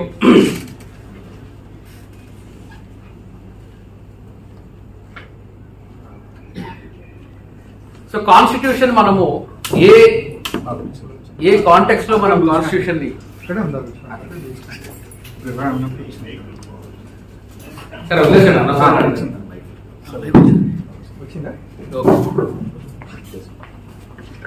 నాకే మధ్యలో అరుస్తున్నానేమో అని ఫీలింగ్ వచ్చింది, అందరికి వినిపించాలని చెప్పి. ఇప్పుడు నేను చెప్పబోయే కొంచెం కాన్స్టిట్యూషన్ అర్థం చేసుకునే టాపిక్ కాబట్టి ప్రెజెంట్గా చెప్తాం, శ్రద్ధగా వింటారు. సో ఈ కాన్స్టిట్యూషన్ మీద ఎన్ని అటాక్స్ జరుగుతున్నాయో చూడండి. నేను తెలుగులో ఒక కాన్స్టిట్యూషన్ బుక్ని ఉస్మానియా యూనివర్సిటీ పబ్లిష్ చేసిన ఒక పుస్తకం, జీబీ రెడ్డి అనే ఒక వ్యక్తి రాసిన పుస్తకం. ఆ బుక్ తీసుకొని చదివిన రోజు ఎంత హట్ అయ్యానంటే, నేను ఇంగ్లీష్లో దీని మీద క్రిటిసిజం ఉంది. నేను నా ఎస్ఏలో అడ్రస్ చేశాను, నేను బ్రీఫ్గా చెప్తాను, మీరు ఎస్ఏ చదువుకోండి. ఏమంటారంటే ఇండియన్ కాన్స్టిట్యూషన్ని it is a borrowed constitution. మీరు వినే ఉంటారు, భారతదేశ రాజ్యాంగాన్ని వేరే దేశాల నుంచి మనం అరువు తెచ్చుకున్నాము. 1935 యాక్ట్ని రీప్రొడ్యూస్ చేసిన మెజారిటీ ఆఫ్ కాన్స్టిట్యూషన్ కూడా 1935 యాక్టే. ఇది మీడియాలో కూడా మీరు విన్నారు కదా, ఇలాంటి డిస్కషన్స్ మీరు విన్నారు కదా, ఇండియన్ కాన్స్టిట్యూషన్ బారోడ్ కాన్స్టిట్యూషన్ అని. ఎప్పుడన్నా దీన్ని కౌంటర్ చేయాలి అనే ఆలోచన ఎవరికైనా వచ్చిందా? ఎవరైనా హ్యాండ్ రైజ్ చేయండి, ఎవరికైనా వచ్చిందా? కానీ ఎలా చేయాలో తెలిసిందా? ఇప్పుడు నేను చెప్పబోయేదాన్ని ఈ విధంగా ప్రజెంట్ చేయండి. ఇదే ఆలోచనని మీరు కూడా అర్థం చేసుకోండి ఏం చెప్తున్నాను. Indian constitution is a borrowed constitution. వేరే దేశాల నుంచి అరువు తెచ్చుకున్నాము. ఏం అరువు తెచ్చుకున్నాము? రాజ్యాంగం ఏం చెప్తుంది? టెక్నికల్ ప్రొసీడింగ్స్ అంటే ప్రెసిడెంట్ ఎలా రావాలి, సుప్రీంకోర్టు ఎలా కాన్స్టిట్యూట్ చేయాలి, ఇంపీచ్మెంట్ ఎలా చేయాలి, ఎమర్జెన్సీ ప్రావిజన్స్ ఏంటి, ఇవన్నీ స్టేట్ ఫంక్షనింగ్ కి టెక్నికల్. బట్ కాన్స్టిట్యూషన్ అనేది that core, heart, brain, spine అన్ని కాన్స్టిట్యూషన్ కి ఉండేది ఏంటి అంటే part 3 of the constitution, fundamental rights. ఇదే కదా. సో మీరు అడగాల్సిన ప్రశ్న ఏంటి అంటే, అవునా రాజ్యాంగాన్ని మనం అరువు తెచ్చుకున్నాం, దీన్ని ఇంకొకలాగా కూడా చెప్పొచ్చు, వాళ్ళదే. మీరు కాంట్రడిక్ట్ చేయాల్సిన అవసరం లేదు. ఎవరైతే రాజ్యాంగాన్ని అరువు తెచ్చుకున్నామని అంటున్నారో వాళ్ళని మీరు మళ్ళీ తిరిగి, అవును నువ్వు చెప్పింది కరెక్టే, సమానత్వం అంటే ఏందో మనకు తెలియదు, మనం అరువు తెచ్చుకున్నాము. భారతదేశానికి సమానత్వం అంటే తెలియదు, మనం అరువు తెచ్చుకున్నాము. భారతదేశానికి స్వేచ్ఛ అంటే ఏందో తెలియదు, మనం అరువు తెచ్చుకున్నాము. భారతదేశానికి మైత్రి అంటే ఏందో, ఫ్రెటర్నిటీ, బ్రదర్హుడ్ అంటే ఏందో తెలియదు, మనం అరువు తెచ్చుకున్నాము. సిగ్గుండాల్సలేదు చెప్పుకోవడానికి. ఎవరన్నా ఏ దేశస్థుడైనా కానీ మాకు స్వేచ్ఛ, సమానత్వము, సౌభ్రాతృత్వము, సమన్యాయం అనేది మాకు తెలియదు, మేము వేరే దేశాల నుంచి ఇలాంటి ఫిలాసఫీని అరువు తెచ్చుకున్నాము అని ఎవరన్నా చెప్తారా మధ్యన వాళ్ళు? సో రాజ్యాంగాన్ని అరువు తెచ్చుకున్నాము అని చెప్తే మనందరం కూడా రాజ్యాంగం ఏం చెప్తుందో తెలియదు కాబట్టి ఇది బహుశా నిజమేమో అనుకునే ప్రమాదంలో పడిపోయారు. సో రాజ్యాంగం ఏం చెప్తుంది అనే ఫిలాసఫీని మీరు కానీ అరువు తెచ్చుకున్నాము అని అంటే I differ with that opinion. ఎందుకు? అక్కడ వదిలేసేయండి ఆ బుక్స్ ని, దాన్ని అనవసరంగా కాన్సన్ట్రేషన్ అందరికీ వస్తుంది, నో ప్రాబ్లం. ఉన్న అడిక్వేట్ బుక్స్ ఉన్నాయి, ఎవరికైనా రాకపోతే నన్ను కాంటాక్ట్ చేయండి, we will send through some of our activists. So ఈ కాన్స్టిట్యూషన్ ని మనం అరువు తెచ్చుకున్నాము, ఇట్స్ ఎ బారోడ్ కాన్స్టిట్యూషన్ అనేది రాజ్యాంగం మీద జరుగుతున్న ఒక అటాక్ ఇది. సో మీరు చేయవలసిన క్వశ్చన్ ఏంటి అంటే ఏం అరువు తెచ్చుకున్నాము అని అడగాలి. లేదు అంటే అవునవును కరెక్టే, మనకి ఇవన్నీ తెలియదు కాబట్టి, మనకు సమానత్వం లేదు కాబట్టి తెచ్చుకోవాలి కదా. భారతదేశానికి తెలియదు కదా సమానత్వం లేదు అనే విషయాన్ని నువ్వు ఒప్పుకోవాలి కదా మరి. అంటే అప్పుడు ఏమంటాడు? నో, ఇవన్నీ ఇండియాలో ఆల్రెడీ ఉన్నాయి, ఎప్పుడో మన పూర్వీకుల్లో ఉన్నాయి, మన శాస్త్రాల్లో రాసున్నాయి. మన శాస్త్రాల మొత్తంలో కూడా సమానత్వమే నిండిపోయి ఉంది. స్త్రీకి సమానత్వం ఎలా ఉంది అంటే చిన్నప్పుడు తండ్రి చూడాలి, పెళ్ళయ్యాక భర్త చూడాలి, అంటే తనని రక్షించాలి, మళ్ళా భర్త చచ్చిపోయిన తర్వాత కొడుకు రక్షించాలి, కొడుకు లేకపోతే మళ్ళా పుట్టింటి వాళ్ళు. దీనికి ఇంకొక అర్థమైంది, జీవితాంతం బానిసగా ఉండాలి, జీవితాంతం స్త్రీకి స్వేచ్ఛ లేదు. ఇది కూడా శాస్త్రం చెప్తుంది, కానీ కావాల్సినవి మాత్రమే చెప్తారు. ఇది నేను మొన్న రీసెంట్ గా న్యూరన్బర్గ్ అనే ఒక సినిమా చూసారా ఎవరన్నా? బర్గ్, నాజీస్ మీద తీసిన one of the best movie, Amazon prime లో ఉంది. అందులో ఒక సీక్వెన్స్ లో ఒక సైకియాట్రిస్ట్, డాక్టర్ ఆరోగ్యతో నేను ఓపెన్ చేసి మేము డివైడ్ చేసి మరీ చూపించండి. ఒక సైకియాట్రిస్ట్ ఏమంటారంటే, మీరు చూసారా ప్రొఫెసర్ గారు? చూడాలి. Psychiatrist second in command Nazis లో, హిట్లర్ కి సెకండ్ ఇన్ కమాండ్ పర్సన్ ఏం చేస్తాడంటే, ఈ గ్యాస్ ఛాంబర్స్ ని లక్షల మందిని చంపేసిన వాడు వీడే. సో వీడు జైల్లో ఉంటాడు, వాడి మీద ట్రయల్ జరుగుతుంది. ఈ ట్రయల్ జరిగే క్రమంలో సైకియాట్రిస్ట్ అతను ఒక క్వశ్చన్ అడుగుతాడు. వీడు ఒక ఫెయిల్డ్ సోల్జర్, వీడేం పెద్ద అట్రాక్టివ్ ఇది కూడా కాదు, కానీ నువ్వు హిట్లర్ కి ఎలా అట్రాక్ట్ అయ్యావు అని అడుగుతాడు.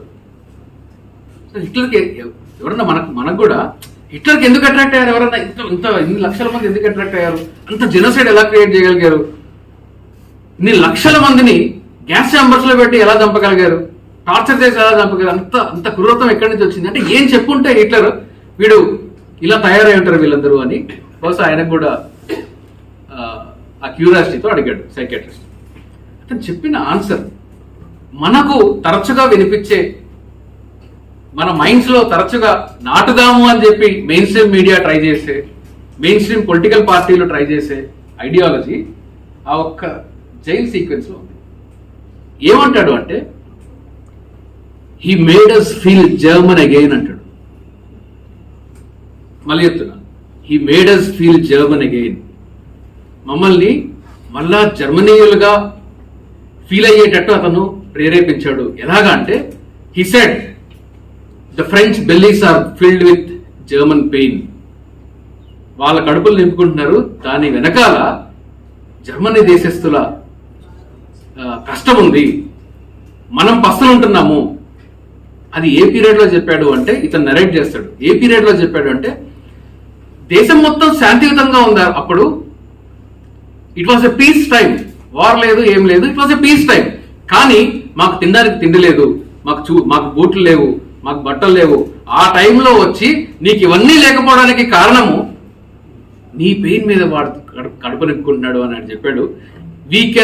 We can bring back this last glory అని చెప్పాడు. అంటే మనం కోల్పోయిన దాన్ని మళ్ళా మనం పునర్నిర్మించగలము, ఇది మన దేశంలో ఇంతకుముందే ఉండింది, మనం దీన్ని అంతా మళ్ళా పునర్నిర్మించగలమని చెప్పాడు. ఎందుకు నేను వాడిని ఫాలో కాను అని అడుగుతాడు. ఎవరన్నా డినై చేయగలుగుతారా అని అడుగుతాడు. ఇది కండిషనింగ్ ఆఫ్ మైండ్. మన దగ్గర ఏం జరుగుతుంది, ఏం మాట్లాడినా కానీ వైఫైకి ఇలా 3 ఉంటే ఇది నామంలో నుంచి వచ్చింది అని చెప్తాడు. ఇది ఎప్పుడో మాకుంది అంటాడు. ఆస్ట్రేలియాని వక్రీకరించి ఇది అస్త్రాలయ అంటాడు ఇంకొకడు. మేము ఇది ఎప్పుడో కనిపెట్టేసాము. ఇందాక మై యంగ్ ఫ్రెండ్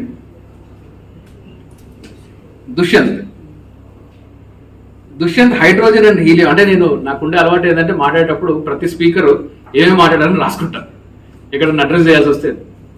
ఇందాక దుష్యంత్ చెప్పే దాంట్లో డబుల్ ఎడ్జెడ్ నైఫ్ దుష్యంత్ చెప్పింది. ఈ డబుల్ ఎడ్జెడ్ నైఫ్ ఏంటి అంటే, ఇది మనం ఇండియాలో చేసాము కానీ మనకు తెలియదు, మనం తెలుసుకోవాలి. దిస్ ఈస్ చాలా సింపుల్ గా ఉంది.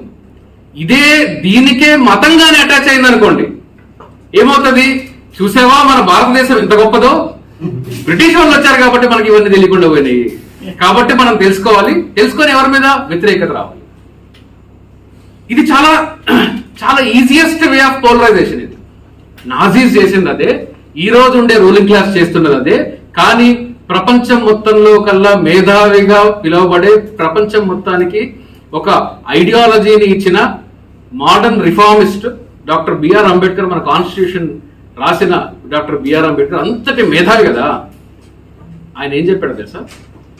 ఆయనకు కావాలనుకుంటే 21% పాపులేషన్ ఎస్సీ ఎస్టీలు కలిసి, ఓన్లీ ఎస్సీ ఎస్టీలు, లెటర్స్ ట్రైబల్ కూడా తీసేద్దాం, only schedule caste community 16% population. Babasaheb Ambedkar కావాలనుకోండి, మీ ఊర్లో ఉండే జమీందారులని, మీ ఊర్లో ఉండే పురోహితుల్ని, బ్రాహ్మణుల్ని వెళ్ళి మీరు చంపేయండి అంటే చంపరా? చంపరా? బాబాసాహెబ్ అంబేద్కర్ ఏం చేశాడు? ఆయన హింస ప్రేరేపించాలి. ఆయన ఏమంటాడంటే, political reforms cannot with impunity take precedence over social reforms in the sense of reconstruction of a society is a thesis which cannot be controverted. సమాజాన్ని నిర్మించాలి అంటే రాజకీయాన్ని మారిస్తే సరిపోదు, రాజకీయాన్ని మారిస్తే సమాజం మారదు, సమాజాన్ని మార్చాలి అంటే సమాజాన్నే మార్చాలి అంటాడు. అంటే మనిషి ఆలోచన విధానాన్ని మారిస్తే సమాజం మారుతుంది.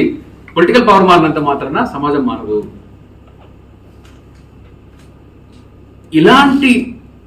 ఇట్లాంటి మనుషులందరూ వచ్చి మన దేశాన్ని నిర్మిస్తే మనం ఎక్కడున్నాం ఈరోజు? ఇండియాలో మనం ఎక్కడున్నాము? మీకే వదిలేస్తున్నా, ఎందుకంటే దాస్ గారు వీడియో ఆన్ చేశారు కాబట్టి.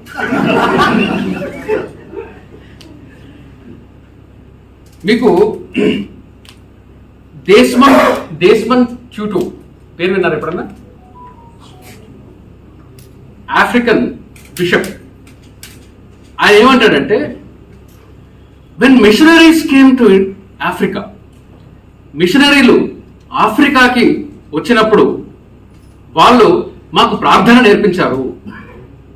మిషనరీలు ఆఫ్రికాకు వచ్చినప్పుడు వాళ్ళు మాకు ప్రార్థన ఎలా చేయాలో నేర్పించారు. వాళ్ళు మమ్మల్ని కళ్ళు మూసుకొని ప్రార్థించమని చెప్పారు. They taught us how to pray. మేము ప్రేయర్ చేశాము, తర్వాత మేము కళ్ళు తెరవమన్నారు, మేము కళ్ళు తెరిచాము, మా చేతిలో బైబిల్స్ ఉన్నాయి. We had Bibles in our hand and they had our lands. And we are talking about a bishop.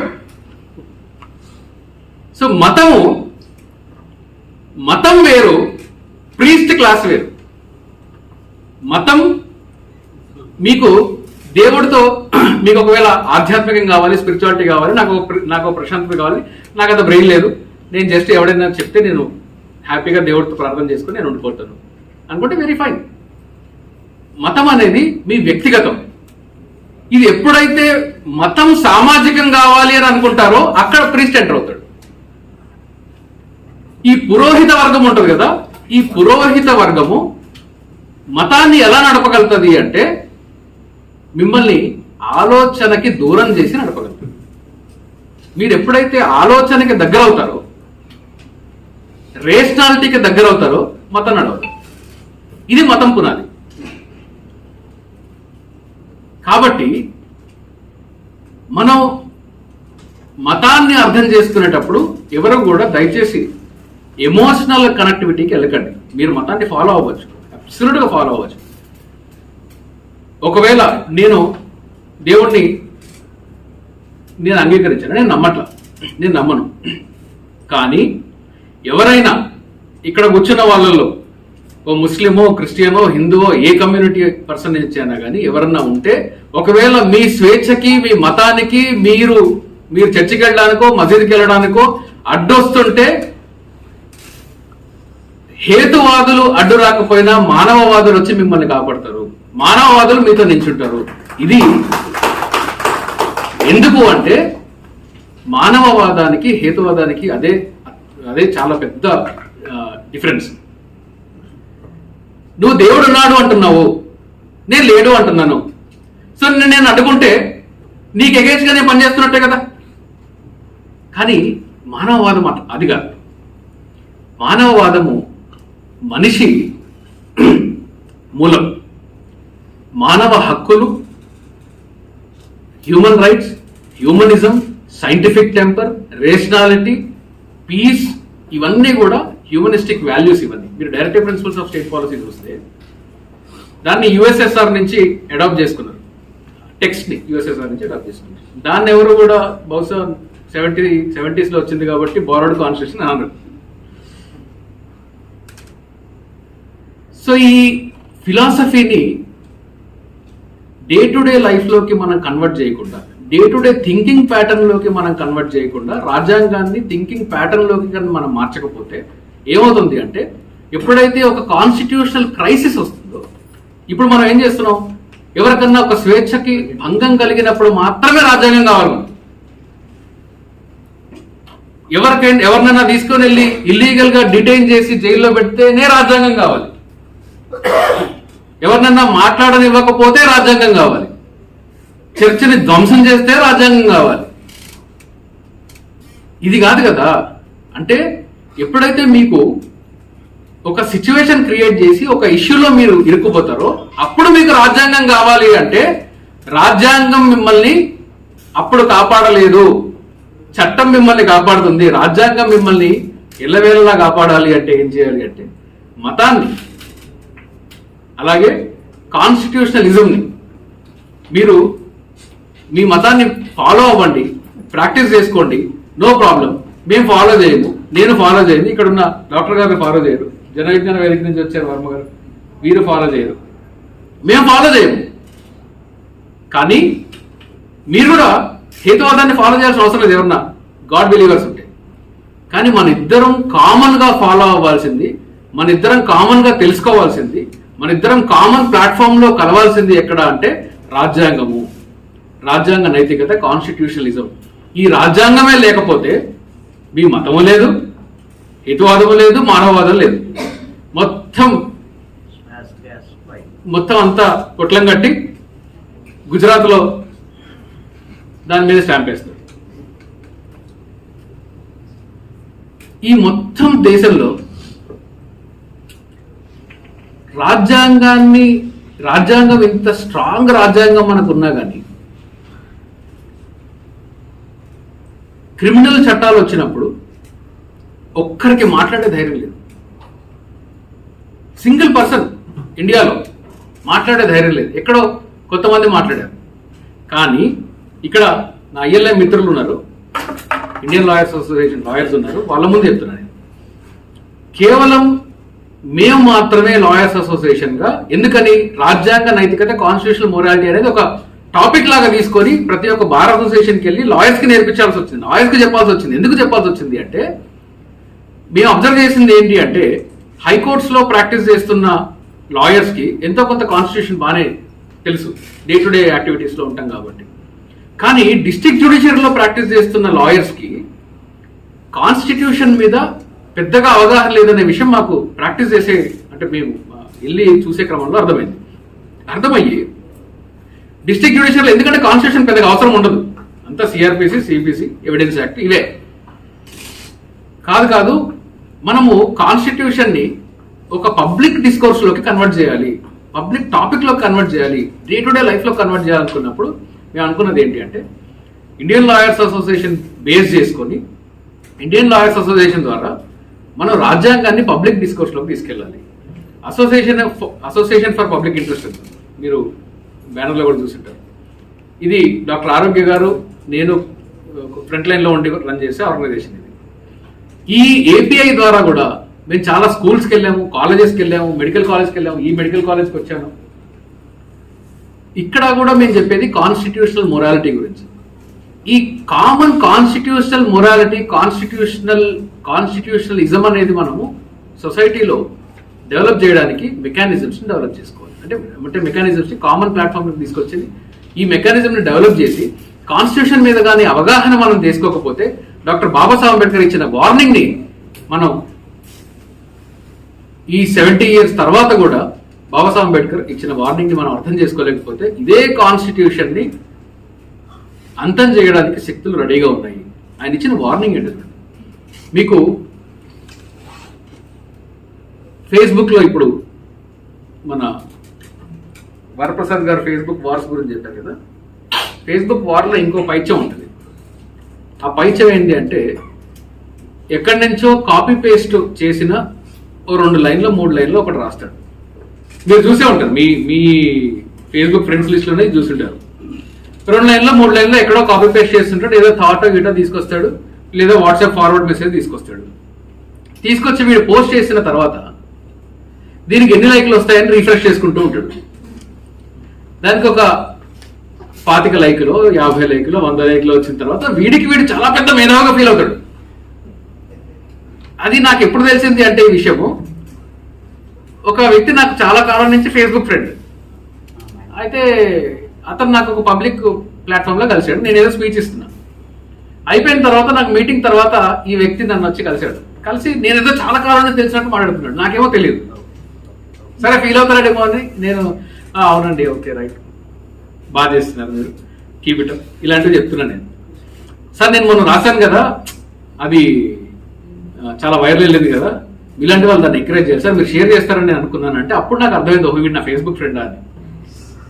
So ఇతను ఏం నమ్ముతున్నాడు అంటే ఆ ఫేస్బుక్ లో అతను రాసిన దాన్ని నేను చదివేసి అది వైరల్ వెళ్ళిపోయి ఆ ఒపీనియన్ నేను మళ్ళీ రీప్రొడ్యూస్ చేస్తే ఇప్పుడు నేను మీటింగ్ లో ఏదైతే చెప్పానో ఇదంతా మొత్తం సమాజం మారిపోతుంది. ఇది అతని ఒపీనియన్. అంటే తీరా నేను అతను ఫోర్స్ఫుల్ గా నాకు ఆ లింక్ ఓపెన్ చేసి చూపించాడు. ఫేస్బుక్ ఓపెన్ చేసి ఇదే సార్ నేను రాసింది అని చూపించాడు. నేను చూసిన తర్వాత ఈ వ్యక్తి కూడా నేను ఫస్ట్ టైం చూస్తున్నాను, కానీ నా లిస్ట్ లో ఉన్నాడు. చూశాను, అది ఆల్రెడీ నాకు తెలుసు. ఇది 1980s లో ఓ మహానుభావుడు చెప్పాడు. దాన్ని తీసుకొని వచ్చి ఈయన తెలుగులో రాసి ఇది నేనే రాశానని చెప్పాడు. ఇది మన ప్రెసెంట్ సిచ్యువేషన్. అంటే ఫేస్బుక్ లో ఒక 3-4 వాక్యాలు రాసి నేను పెద్ద మేధావిని అని ఫీల్ అయ్యే ఒక బ్యాచ్ మనం చూస్తున్నాం.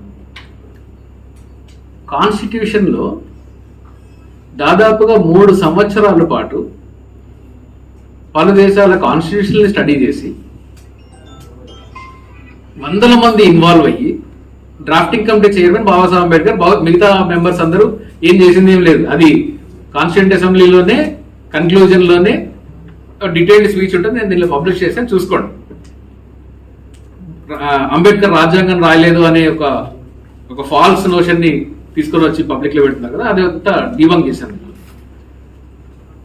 అట్లాంటి అంత లిబోరియస్ గా రాసిన కాన్స్టిట్యూషన్ ని బాబాసాహెబ్ అంబేద్కర్ ఏం చెప్పారంటే, మామూలుగా ఎవరన్నా ఒక పుస్తకమో ఏదో రాసిన తర్వాత ఏం చేస్తారు, నేను చాలా మేధావిని, నేను చాలా ప్రపంచం గురించి నాకన్నా ఇంకెవరికి తెలియదు, ఇది నేను రాశాను కాబట్టి మీరందరూ చదవండి, ఇట్లాంటివి అనిపిస్తాయి మనకు. కానీ బాబాసాహెబ్ అంబేద్కర్ ఏం చెప్తున్నారంటే, రాజ్యాంగాన్ని దేశానికి ప్రజెంట్ చేసేటప్పుడు నేను చాలా గొప్ప పని చేశాను, నేను చాలా అద్భుతమైన రాజ్యాంగం రాశానని చెప్పలేదు ఆయన. ఆయన ఏం చెప్పాడు అంటే, ఆన్ 26 నవంబర్ 1949 అంటే కాన్స్టిట్యూషన్ డేగా మనం సెలబ్రేట్ చేసుకుంటాం. We are entering into a phase of contradictions. భారతదేశము ఒక వైరుధ్యమైన దశలోకి అడుగు పెట్టబోతుంది. ఏంది, ఎక్కడ ఉంది వైరుధ్యము అంటే, ఆయన ఏమంటాడంటే, కాన్స్టిట్యూషన్ లో మనం ఏదైతే ఇవి సాధించుకున్నామో, namely liberty, equality, fraternity and justice, equal justice, వీటిని సమాజం తిరస్కరిస్తుంది. ఎంతకాలము ఈ సమాజానికి రాజ్యాంగానికి మధ్యలో కాన్ఫ్లిక్ట్ కొనసాగుతుంది? ఒకవేళ సమాజం ఇలా తిరస్కరిస్తూనే ఉంటే, ఎంతో కష్టపడి మనం నిర్మించుకున్న రాజ్యాంగాన్ని, దీన్ని లబ్ధి పొందే వాళ్ళు ఎవరైతే ఉన్నారో వాళ్ళే ఈ రాజ్యాంగాన్ని అంతం చేసే దిశ మనకు వస్తుంది అని చెప్పి బాబాసాహెబ్ అంబేద్కర్ 1949లో వార్నింగ్ ఇచ్చారు. Can you imagine? అందుకనే ఆయన ఏమంటారంటే, బాబాసాహెబ్ అంబేద్కర్ ఒపీనియన్లో కాన్స్టిట్యూషన్ అనేది ఎంతటి పవర్ఫుల్ టెక్స్ట్ అయినా కానీ, ఎంత మంచి రాజ్యాంగం అయినా కానీ, అది దానంతా అది ఇంప్లిమెంట్ అవ్వదు. ఎలా ఇంప్లిమెంట్ అవుతుంది? రాజ్యాంగాన్ని ఇంప్లిమెంట్ చేసే మెకానిజమ్స్ లో ఈ కాన్స్టిట్యూషనల్ ఎథిక్స్, కాన్స్టిట్యూషనల్ మొరాలిటీ అనేది ఉండాలి. రాజ్యాంగాన్ని అమలుపరిచే నైతికత ఉన్నప్పుడే సమాజంలో రాజ్యాంగం అనేది నడుస్తుంది. ఒకవేళ సమాజంలో రాజ్యాంగం నడవలేదు అనుకోండి, కేవలం రాజ్యాంగం ఉంది,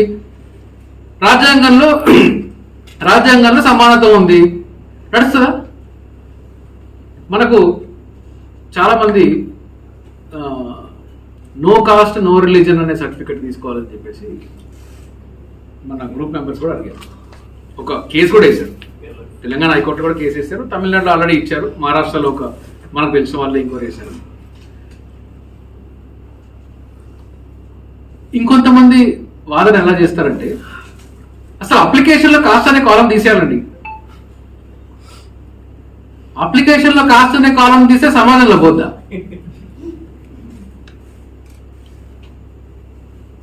రిజర్వేషన్ తీసేయాలండి. రిజర్వేషన్ తీస్తే కులం పోద్దా? రాజ్యాంగంలో కులం ఎందుకు ఉంది? అసలు రాజ్యాంగంలో కులం లేదు. రాజ్యాంగంలో కులం ఎక్కడా లేదు. నేను చదివాను, నేను చాలాసార్లు చదివాను రాజ్యాంగాన్ని. రాజ్యాంగంలో కులం లేదు. మీకు ఇది కొంచెం ఆశ్చర్యంగా అనిపించవచ్చు. రాజ్యాంగంలో కులాన్ని అబాలిష్ చేశారు, కానీ సమాజంలో కులం ఉంది కదా, కాబట్టి రాజ్యాంగం ఏం చేసింది అంటే అందరికీ సమాన హక్కుల్ని కలిగించే దానిలో కులం అడ్డొస్తుంది కాబట్టి కులాన్ని ఒక ఎక్సెప్షన్ గా చూపిస్తూ ఈ ఆధారంగా మీరు ఎవరిని కూడా డిస్క్రిమినేట్ చేయడానికి వీల్లేదు అనే కాంటెక్స్ట్ లో కులాన్ని వాడింది రాజ్యాంగం. రాజ్యాంగం కులాన్ని ప్రమోట్ చేయదు, రాజ్యాంగం కులాన్ని తీసుకురాల. బ్రిటిష్ వాళ్ళు వచ్చి డివైడ్ అండ్ రూల్ నేర్పించారు ఇండియాకి. విన్నారా ఇది? ఎంతమంది అగ్రీ చేస్తారు? ఎంతమంది ఒప్పుకుంటారు దీన్ని? ఒప్పుకుంటారా? బ్రిటిష్ వాళ్ళు వచ్చి, నేను దీన్ని కొంచెం వేరేలా చెప్తాను, బ్రిటిష్ వాళ్ళు వచ్చి డివైడ్ అండ్ రూల్ ఎలా చేయాలి అని ఇండియా నుంచి నేర్చుకుని వెళ్ళారు. బ్రిటిష్ వాళ్ళు వచ్చిన తర్వాత కులం రాలా, మతం రాలా ఇండియాకి. ఆల్రెడీ ఇవన్నీ ఉన్నాయి, ఈ చెత్తంతా మన దగ్గర ఉంది. వీళ్ళు ఆల్రెడీ డివైడ్ అయి ఉన్నారు, ఆల్రెడీ కొట్టుకొని చేస్తున్నారు. వీళ్ళు ఏం చేశారంటే పొలిటికల్ గా, బ్రిటిష్ వచ్చింది ఏంది ఇండియాలో? భజన చేయడానికి రాలేదు, మనందరికీ శాంతి హోమం చేయడానికి రాలేదు. ఏం చేయడానికి వచ్చారు? మనల్ని దోచుకోవడానికే వచ్చారు, పాలించడానికే వచ్చారు. దీనిలో ఎటువంటి డౌట్ అవసరం లేదు. వాళ్ళు మనల్ని దోచుకోవడానికే వచ్చారు. దోచుకోవడానికి వచ్చినప్పుడు స్టార్టింగ్ లో వీళ్ళకి అంటే కొంతవరకు అప్పుడే ప్రపంచం మొత్తం కూడా అడల్ట్ ఫ్రాంచైజీ వైపుకి వెళ్ళి హ్యూమన్ రైట్స్ ఇవన్నీ ఇవాల్వ్ అయ్యే క్రమంలో ఉన్నారు. కాబట్టి ఇదే బ్రిటిష్ రూల్ కూడా ఇండియాలో నడవాలని చెప్పుకునే రోజులు అవి. అప్పుడు మీకు వింటే ఆశ్చర్యం కలుగుతుంది, ఇండియాలో సతీ సహగమనాన్ని అబాలిష్ చేసింది బ్రిటిష్ రూలే. డివైడెడ్ రూల్ చేశారా? వీళ్ళు మనకు నేర్పించారా? ఇండియాని డివైడెడ్ రూల్ చేసింది బ్రిటిషర్సా? దీనికి వ్యతిరేకంగా పోరాటాలు చేసింది మన వాళ్ళు. మా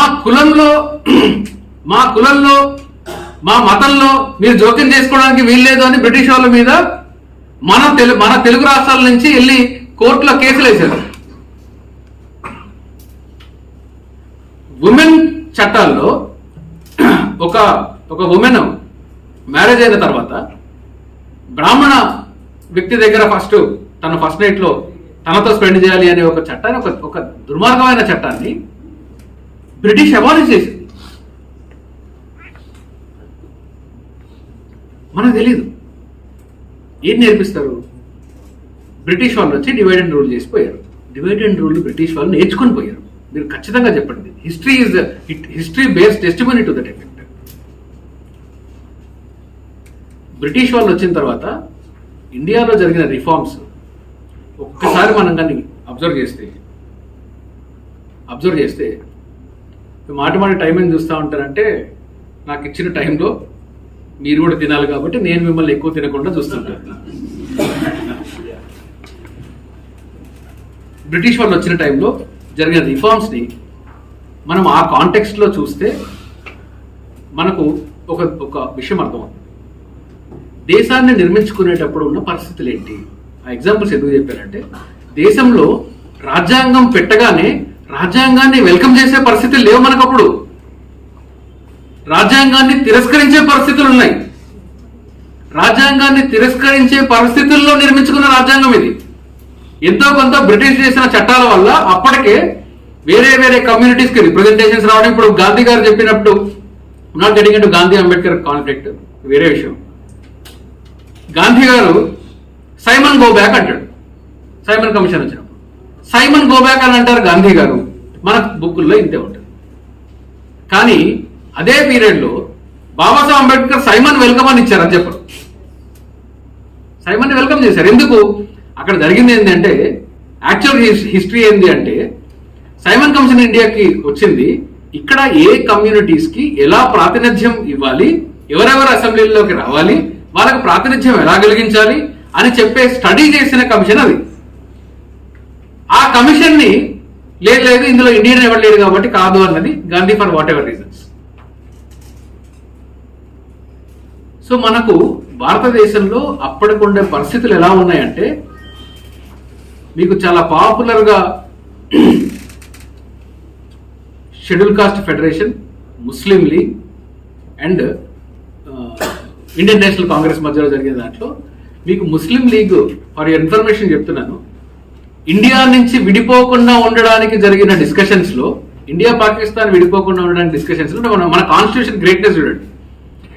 ఇండియా పాకిస్తాన్ విడిపోయే క్రమంలో ముస్లిమ్స్ ఏమన్నారంటే, మేము 27% ఉన్నాం కదా అప్పుడు పాపులేషన్, మాకు ఓ 33% రిజర్వేషన్ మాకు ఇస్తే మేము ఇండియాలోనే కంటిన్యూ అవుతాము, మాకు సేఫ్ గార్డ్స్ మాకు ఇచ్చేయండి, మేము కంటిన్యూ అవుతాం అన్నారు. అప్పటికే ముస్లిమ్స్ కి సపరేట్ ఎలక్టరేట్ ఉంది, అంటే సపరేట్ గా ఎన్నికలు జరిగాయి ముస్లిమ్స్ కి. షెడ్యూల్ కాస్ట్ కమ్యూనిటీస్ కి కూడా బాబాసాహెబ్ అంబేద్కర్ 1932 తర్వాత సపరేట్ ఎలక్టరేట్స్ అవి తీసుకొని వచ్చి different history not get into it. So ఇప్పుడు రిజర్వేషన్స్ ఒకవేళ ముస్లిం కమ్యూనిటీస్ కి ఇస్తే, అంటే ముస్లిమ్స్ ఇండియాలో కలిసి ఉండాలి అని అంటే వాళ్ళు ఓ 33% రిజర్వేషన్ వీళ్ళు అడుగుతున్నారు, ఓ 20%, 21% రిజర్వేషన్ షెడ్యూల్ కాస్ట్ కి అవుతుంది. సో 21 + 33 ఎంత? మిగిలిపోయింది ఎవరు? ఇంకా మీకు తెలుసలేదు, majority schedule caste communities were atheist, హేతువాదులు. వాళ్ళని అతి కష్టం మీద ఏదో మతంలోకి నెట్టారు. This is the history. So అట్లాంటి పరిస్థితుల్లో మత విద్వేషాలతో మతం ఆధారంగా దేశాన్ని డివైడ్ చేసి, మతం ఆధారంగా హింసలోకి ఉండి, కులాల వారీగా విడిపోయి, సౌత్ ఇండియన్కి నార్త్ ఇండియన్కి పడదు, ఈస్ట్ ఇండియా వాడికి వెస్ట్ ఇండియా వాడికి పడదు, వీడి కల్చర్ వేడు వాడి కల్చర్ వేడు. ఇన్ని వైరుధ్యాల్లో, ఇంత కాన్ఫ్లిక్ట్స్ లో మనం మన భారతదేశ రాజ్యాంగాన్ని రాసుకున్నాం. Now you see, India has unity in diversity అని ఒక్క పదంతో మన మైండ్లో పేట్రియాటిజంని తీసుకొచ్చే ప్రయత్నం చేశారు కదా. మనందరము పేట్రియాటిజం వైపు చిన్నప్పుడు స్కూల్స్లో, ఓ ఇండియా చాలా గ్రేట్, ఇండియా ఇది గ్రేట్. 1951 AH ఒకసారి మళ్ళీ మీరు రీవిజిట్ చేసి చదివితే దాంట్లో ఉండేవన్నీ ఏహెచ్ ఒకటే కాదు, పైన ఏ నుంచి హెచ్ వరకు, హెచ్ నెక్స్ట్ క్లాస్ వరకు కూడా చదివితే మీకు ఏమర్థమవుద్ది అంటే, బాబాసాహెబ్ అంబేద్కర్ చెప్పిన కాన్స్టిట్యూషనలిజం ఆ ఒక్క చాప్టర్లో, అమెండ్మెంట్ ద్వారా తీసుకొచ్చిన ఆ ఒక్క చాప్టర్లో మీకు కనిపిస్తుంది. ఏమంటారంటే బాబాసాహెబ్ అంబేద్కర్, కాన్స్టిట్యూషనల్ మొరాలిటీ అనేది న్యాచురల్ సెంటిమెంట్ కాదు, ఎవరికి కూడా కాన్స్టిట్యూషనల్ మొరాలిటీ అనేది బై నేచర్ అట్లా వచ్చేయదు రాజ్యాంగం రాసుకున్నంత మాత్రాన. ఎప్పుడు వస్తుంది అంటే, ఇది ఒక స్టేట్ డ్యూటీగా మారి కాన్స్టిట్యూషనల్ మొరాలిటీని అలవాటు చేయాలి పబ్లిక్కి, వాళ్ళకి చెప్పాలి, అలాంటి ఒక న్యాచురల్ సెంటిమెంట్ ని డెవలప్ చేయాలి. అప్పుడు మాత్రమే కాన్స్టిట్యూషనల్ మొరాలిటీ సమాజంలో రాగలుగుతుంది. కాన్స్టిట్యూషనల్ మొరాలిటీ అంటే రాజ్యాంగ నైతికత అనేది అట్లా రాగలుగుతుంది తప్ప మనం జస్ట్ టెక్స్ట్ రాసేసుకొని చట్టం చేస్తే ఏది మారదు. ఎన్ని చట్టాలు ఉన్నాయి, పోక్సో చట్టం ఉంది, ఏమన్నా సెక్షువల్ అఫెన్సెస్ ఏమన్నా ఆగాయా? ఐపీసీలో 376 ఉంది, ఆగిందా? అంటే రేప్ కేసులకి శిక్షలు ఉన్నాయి, రేపులు ఆగాయా? మర్డర్ చేస్తే జైల్లో పెట్టి యావజ్జీవం వేస్తారు, ఉరి తీస్తారు, ఆగాయా మర్డర్లు ఏమన్నా? సో హిస్టరీ ఏం చెప్తుంది మనకు? చట్టాలు తీసుకుని వచ్చి ఏం చెప్తుంది మనకు అంటే, చట్టం చేసిన, రాజ్యాంగం చేసిన, చట్టంలో శిక్షలు వేసిన, సమాజంలో నైతికత, సమాజంలో మార్పులు రానంత వరకు సమాజం మారదు. కేవలం చట్టాల ద్వారా సమాజం మారదు, దోహదపడుతుంది కానీ మారదు. కాబట్టి ఇది మార్చాలి అంటే ఏం కావాలి? ప్రేమ్జిత్ గారు మాట్లాడేటప్పుడు బౌద్ధం నాకు ఇది నేర్పించిందని చెప్పారు. చాలా ఒక మంచి వర్డింగ్ ఆయన యూజ్ చేశారు. బహుశా అంటే ఇంగ్లీష్లో ఫ్రెటర్నిటీ అన్నారు సార్ మీరు. ఇంగ్లీష్ ఫ్రెటర్నిటీ గురించి బాబాసాహెబ్ అంబేద్కర్ ఏం చెప్తారంటే, అంటే మన కాన్స్టిట్యూషనల్ స్పిరిట్, ఇంగ్లీష్ ఫ్రెటర్నిటీ అంటే ఫ్రెంచ్ రెవల్యూషన్ నుంచి వచ్చిన ఫ్రెటర్నిటీ బ్రదర్హుడ్ అది. కానీ ఇండియాకి బ్రదర్హుడ్ కన్నా మించిన ఒక ఫిలాసఫీ బుద్ధ ఇచ్చారు, అది మైత్రి. బ్రదర్హుడ్ కాకుండా బ్రదర్హుడ్ కన్నా ఒక మంచి ఎక్స్పాండెడ్ ఫిలాసఫీ మైత్రి అనే ఫిలాసఫీ. వీలుంటే టైం లేదు కాబట్టి మైత్రి అంటే ఏంటి, మైత్రికి ఫ్రెటర్నిటీకి చాలా డిఫరెన్స్ ఉంటుంది. సో బౌద్ధం మనకు నేర్పించింది మైత్రి. బౌద్ధ పీరియడ్లో బౌద్ధం ద్వారా మనకు వచ్చింది సైన్స్, మైత్రి. ఇవి మన రాజ్యాంగంలో మనం పొందుపరుచుకున్నాం అని చెప్పి బాబాసాహెబ్ అంబేద్కర్ అంటారు. ఇది ఎక్కడి నుంచో అరవదించుకున్నది కాదు. బాబాసాహెబ్ అంబేద్కర్ టైంలో కూడా ఈ క్రిటిసిజం వస్తే ఆయన ఒక లైన్తో ఏమన్నారంటే, ఎస్ మనం ఆల్రెడీ కాన్స్టిట్యూషన్ రాసుకునేటప్పుడు రిటర్న్ కాన్స్టిట్యూషన్స్ వేరే దేశాలకి కూడా ఉన్నాయి, కాన్స్టిట్యూషన్ అనేది ఎలా ఉండాలి అనేది ఒక సెటిల్డ్ ప్రిపోజిషన్ అయిపోయింది. ఇట్లాంటి ఫేజ్ ఆఫ్ ద హిస్టరీలో మనం ఉన్నప్పుడు కాన్స్టిట్యూషన్ స్ట్రక్చర్ ఎలా ఉండాలి అనేది ఆల్రెడీ డిసైడ్ అయిపోయిన ఫేజ్ లో మనం ఉన్నప్పుడు దాన్ని తీసుకొని వచ్చి కొత్తగా ఏదో నేను రాసేది ఉండదు. ఏముంటది, మనకు వేరే కంట్రీస్ కి మనకు ఉండే ఛాలెంజెస్ ఏంటి, మన కంట్రీకి వేరే కంట్రీస్ కి ఉండే డిఫరెన్సెస్ ఏంటి, ఆ డిఫరెన్సెస్ ఆధారంగా మన కాన్స్టిట్యూషన్ లో చాలా చాలా చాలా ప్రావిజన్స్ ని మనము తీసుకురావాల్సి వచ్చింది. ఈ ఇండియనైజ్ చేసే విధానంలో ఒకవేళ బహుశా ఇంతకన్నా బెటర్ సిస్టమ్ రేపు పొద్దున రావచ్చు. నేను కాన్స్టిట్యూషన్ అల్టిమేట్ అని చెప్పట్లేదు, బాబాసాహెబ్ అంబేద్కర్ చెప్పలేదు కాన్స్టిట్యూషన్ అల్టిమేట్ అని. కాన్స్టిట్యూషన్ కాదు ultimate, social character, social morality అనేది అల్టిమేట్. దీని ద్వారా రాజ్యాంగము వేరే షేప్ తీసుకోవచ్చు. అందుకనే కాన్స్టిట్యూషన్ లో అమెండ్మెంట్ ప్రావిజన్ ఇచ్చారు. మనం రాజ్యాంగాన్ని మార్చాలి అంటే అప్పుడు కేసీఆర్ గారు కూడా అన్నప్పుడు కంచాలయ్య గారు ప్రెస్ మీట్ పెట్టి ఒక పెద్ద మీటింగ్ ఆర్గనైజ్ చేసి మన ఆర్ట్స్ కాలేజ్ ఉస్మానియా యూనివర్సిటీలో మీటింగ్ ఆర్గనైజ్ చేసి ఆయన ఏమన్నారంటే, మీరు కేసీఆర్ మీరు కాన్స్టిట్యూషన్ మారుస్తా అంటున్నారు కదా, కాన్స్టిట్యూషన్ లో మీరు ఏం మారుస్తారో ఎలా మారుస్తారో మీరు చెప్పండి, డిబేట్కి రండి, మీ సైడ్ నుంచి మీరు ఎవరినైనా తెచ్చుకోండి, మా సైడ్ నుంచి మావాడు కూడా అంటే నన్ను మావాడు కూడా వస్తాడు, రాజ్యాంగంలో ఏం మారుద్దామో చూద్దాము, నేను మీకు సవాలు ఇస్తున్నానని చెప్పాడు. ఇప్పటిదాకా రాలేదు, ఆయన ప్రభుత్వం కూడా మారిపోయింది. నెక్స్ట్ గవర్నమెంట్లో ఏమన్నా వస్తే డిబేట్కి ఏమన్నా వస్తారేమో చూద్దాం. సో రాజ్యాంగము అంటే టెక్స్ట్ కాదు, గుర్తుపెట్టుకోండి, lessons you have to carry. రాజ్యాంగము అంటే టెక్స్ట్ కాదు, రాజ్యాంగం అంటే ప్రావిజన్స్ కాదు, ఆర్టికల్స్ కాదు, అందులో మనకు నేర్పిస్తున్న సామాజిక నైతికత, అందులో మనకు ఇస్తున్న కాన్స్టిట్యూషనల్ డ్యూటీ. ఇది కాన్స్టిట్యూషనల్ డ్యూటీ అంటే బైలా చెప్పింది కాదు. సమాజం నడవాలి అంటే ఇది తప్ప మనకు వేరే ఒక మార్గం లేదు. ఈ మార్గాన్ని మనం కానీ అర్థం చేసుకొని అందులో ఉండే ఫిలాసఫీని అర్థం చేసుకోకపోతే, కాన్స్టిట్యూషనల్ మొరాలిటీని మనం అర్థం చేసుకోకపోతే, కాన్స్టిట్యూషన్ థ్రెట్ని, కాన్స్టిట్యూషన్ మీద ఉన్న థ్రెట్ని మనం ఎదుర్కోలేము. లాస్ట్గా నేను ఒకటి చెప్పి కంక్లూడ్ చేస్తాను. మనం మాట్లాడేటప్పుడు వరప్రసాద్ గారు మాట్లాడేటప్పుడు ఆయన ఇంటెలిజెంట్ పర్సన్ రేషనల్ గా ఉండాల్సిన అవసరం అని, ఇంటెలిజెన్స్ కి రేషనాలిటీకి మధ్యలో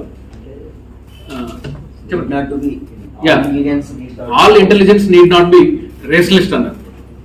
నేను ఆయనతో విభేదిస్తున్నాను.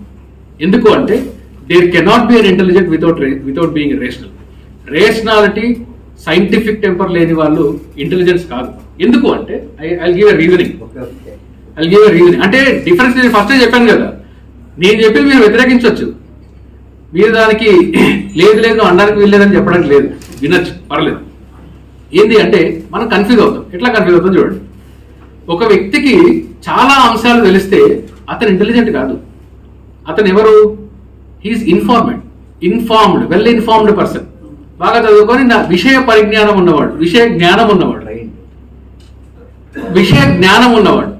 So he has information. Information is not knowledge. దాన్ని అనలైజ్ చేసి అప్లికేషన్ లో పెట్టగలిగిన వాడికి నాలెడ్జ్ ఉంటుంది. That is called knowledge. Intelligence అంటే ఏంది? మేబీ ఇక్కడ నేను డాక్టర్ గారితో ఏకీపిస్తాను. All intelligence need not be rationalist అనే దానిలో ఈ ఫ్లోలో మాట్లాడినప్పుడు ఐ విల్ అగ్రీ. ఏంటి అంటే వేర్ ఆ నాలెడ్జ్ని అప్లికేషన్లో పెట్టి వీడి లైఫ్కో లేకుంటే వీడి ప్రొఫెషన్కో లేదంటే ఫర్ వాట్ ఎవర్ డొమైన్ దీన్ని అప్లై చేసి ఎఫెక్టివ్గా దాన్ని ఒక అవుట్పుట్ తీసుకెళ్ళిన వాడు ఇంటెలిజెంట్గా చూడొచ్చు. ఇంటలెక్చువల్ అంటే ఎవరు అంటే information, knowledge, intelligence and intellectuality.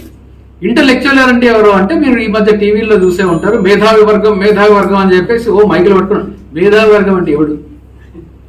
Mic పట్టుకొని మాట్లాడిన అందరూ మేధావిగా, నేను మేధావిగా. మేధావి అంటే ఎవరు అంటే ఒక అప్పుడు దాకా బిలీవ్ చేసిన, అప్పుడు దాకా ఉండే నాలెడ్జ్ని ఇది కాదు, దీన్ని రిఫార్మ్ చేయాల్సిన అవసరం ఉంది అని అన్లర్నింగ్ చేయగలిగిన వాడు మేధావి. కేవలం ఒక విషయాన్ని రీప్రొడ్యూస్ చేయగలిగిన వాడు మేధావి కాదు. ఎవడైతే రీప్రొడ్యూస్ చేయడం దగ్గర ఆగిపోడో, ఎవరైతే రీథింక్ చేయగలుగుతాడో, అన్లర్న్ చేయగలుగుతాడో వాడు మేధావి. Education is never complete without quality of unlearning. నేర్చుకోవడం ఎడ్యుకేషన్ కాదు. Learning is not education. Education is complete when you have ability to unlearn. మీరు నేర్చుకున్న దాన్ని మార్చుకునే స్థాయి మీరు ఎక్వైర్ చేసినప్పుడు మీరు మేధావి అవుతారు. ఆ మేధావి అయిన వాడే సైన్స్ని ఫాలో అవుతాడు. ఇంతే సింపుల్. ఈ సైంటిఫిక్ టెంపర్, సైన్స్, రేషనలిజం అనేది ఇది ఒక ప్రాసెస్. ఇది ఓవర్ నైట్ జరిగేది కాదు. నేను హిట్లర్ని అంతకన్నా కాదు, ఒక రోజులో మిమ్మల్ని అందరినీ ప్రేరేపితులు చేసి ఉత్తేజపరిచి సైన్స్ వైపు రేషనలిజం వైపు తీసుకురాలేదు. It is a continued process. ఆఖరిగా మన విశ్వనాథ్ జయంతి ఆయన మాట్లాడేటప్పుడు తిరుపతి లడ్డు అంటే ఈ రేషనాలిటీకి, ఇంటెలిజెంట్కి, ఇంటెలెక్చువాలిటీకి ఉండే తేడాలో విశ్వనాథ్ జయంతి గారు చెప్పిన ఒక ఎగ్జాంపుల్ తీసుకొని నేను ముగిస్తాను. ఆయన ఏం చెప్పారంటే తిరుపతి లడ్డు గురించి, ఆయన తిరుపతి లడ్డులో పంది కొవ్వు కలిసింది అనేది, ఆయన పాపం ఫ్యాట్ అన్నారు, యానిమల్ ఫ్యాట్ అన్నారు చాలా హుందాగా, పంది కొవ్వు అని చెప్పేసి మన పొలిటీషియన్స్ అన్నారు. అదే కదా. సో యానిమల్ ఫ్యాట్ కలిసింది అని మీడియాలో పొలిటికల్ పార్టీలు లడ్డులో యానిమల్ ఫ్యాట్ కలిసింది అని చెప్పినప్పుడు రేషనలిస్ట్ ఏమంటాడు అంటే, మరి నెయ్యి చెట్లకు మొలుస్తుందా? నెయ్యి చెట్టు నుంచి వస్తుందా? ఏ మొక్క నుంచి వస్తుంది? తులసి చెట్టుకి కింద కుండి పెట్టి ఏమైనా నెయ్యి పడుతున్నారా? కాదు కదా. ఎక్కడి నుంచి వస్తుంది? లేగదూడ నోటి నుంచి పాలు లాగేసి మీరు ఆ పాలుని దొంగిలించి పితికి దానిలో నుంచి వేడి చేసి, పెరుగు చేసి, మజ్జిగ చేసి, దానిలో నుంచి వేసి వల్ల దాన్ని చేసి, ఇదంతా యానిమల్ ఫ్యాటే. ఇది రేషనలిజం అంటే. హేతువాదము, మానవవాదము, సైంటిఫిక్ థింకింగ్ అనేది ఇలా ఉంటుంది. వాళ్ళు యానిమల్ ఫ్యాట్ కలిసింది అంటే మనం ఎస్ కలిసింది. నెయ్యి యానిమల్ ఫ్యాటే, పాలు యానిమల్ ఫ్యాటే, ఇవన్నీ చెట్లకు పోయిట్లా. వెజిటేరియనిజం అని చెప్పుకుంటారు కదా, పాలు, పెరుగు, ఇవన్నీ యానిమల్ ఫ్యాట్సే. ఇవన్నీ వెజిటేరియన్ కాదు, ఇవన్నీ ప్రాపర్ గా యానిమల్స్ నుంచి వచ్చిన యానిమల్ సోర్సెస్ ఇవన్నీ. సో రేషనల్ గా ఆలోచించే వాళ్ళు ఇలా ఆలోచిస్తారు. మన వర్మ గారు 95% మార్కండే కర్జూర్ గారిని కోట్ చేస్తూ 95% ఇక్కడ ఇడియట్సే ఉన్నారు అని చెప్పేసి అన్నారు. మీరు దాన్ని ఒప్పుకుంటున్నారు సార్? ఓకే. ఆ 95% నేను లేదు, నేను ఒప్పుకోవట్లేదు. నేను ఒప్పుకోవట్లేదు. ఎందుకంటే ఒక వ్యక్తి తన జీవితాంతం తనకు పవర్లో ఉన్నప్పుడు, అధికారం ఉన్నప్పుడు, సైలెంట్ గా సిస్టంతో నడిచి సిస్టమ్ నుంచి వదిలేసి అమెరికాలో పోయి వచ్చినప్పుడు ఏ విధంగా మాట్లాడతాడు. మాట్లాడి సోషల్ మీడియాలో ఫేము అప్పటికే ఆయనకు వచ్చాయి కాబట్టి మాట్లాడతాడు. 95% బ్రెయిన్ లో షిట్ ఉంది. ఆల్ దీస్ బ్రెయిన్స్, ఇండియాలో 95% బ్రెయిన్స్ లో షిట్ ఉంది అని చెప్పడానికి వినడానికి మనకు చాలా బాగుంటుంది. కానీ యాక్చువల్ గా చెప్పాలి అంటే 95% ఆఫ్ ద బ్రెయిన్ లో షిట్ లేదు. ఇక్కడ న్యూరో సర్జన్ గారు కూడా ఉన్నారు. ఆయన ఇందాక 70% వాటర్ అని చెప్పారు.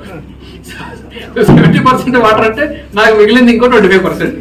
ఈ 25% లో ఏముంటది అనేది మరి డాక్టర్సే చెప్పాలి. మనకి ఫ్యాట్ ఉంటుంది.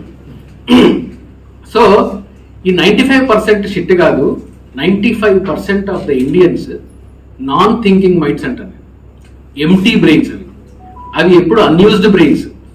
ఇవి ఎప్పుడు వాడకంలో పడి, బహుశా మనం అమ్మకానికి పెడితే అన్యూజ్డ్ థింగ్స్ ఫ్రెష్ గా కొత్త కార్ కొనాలి అంటే చాలా ఎక్కువ వాల్యూ ఉంటుంది, యూజ్డ్ కార్ కొనాలి అంటే చాలా తక్కువ వాల్యూ ఉంటుంది.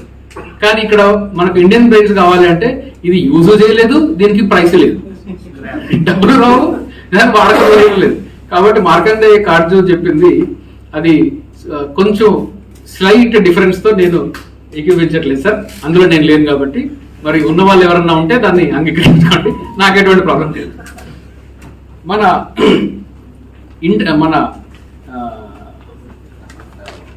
కోవిడ్ టైంలో మనం ఏం చేసాము, కోవిడ్ టైంలో హ్యూమనిస్ట్లుగా మనం ఏం చేసాం చూడండి. కోవిడ్ టైంలో ఆనందయ్య ఎంతమంది గుర్తున్నాడు? మల్లిక్ పరచూర్ ఎంతమంది గుర్తున్నాడు? తర్వాత ఆయన విఆర్కే. మీకు కోవిడ్ టైంలో ప్రత్యక్షంగా ఏమేం చేసాం చూడండి.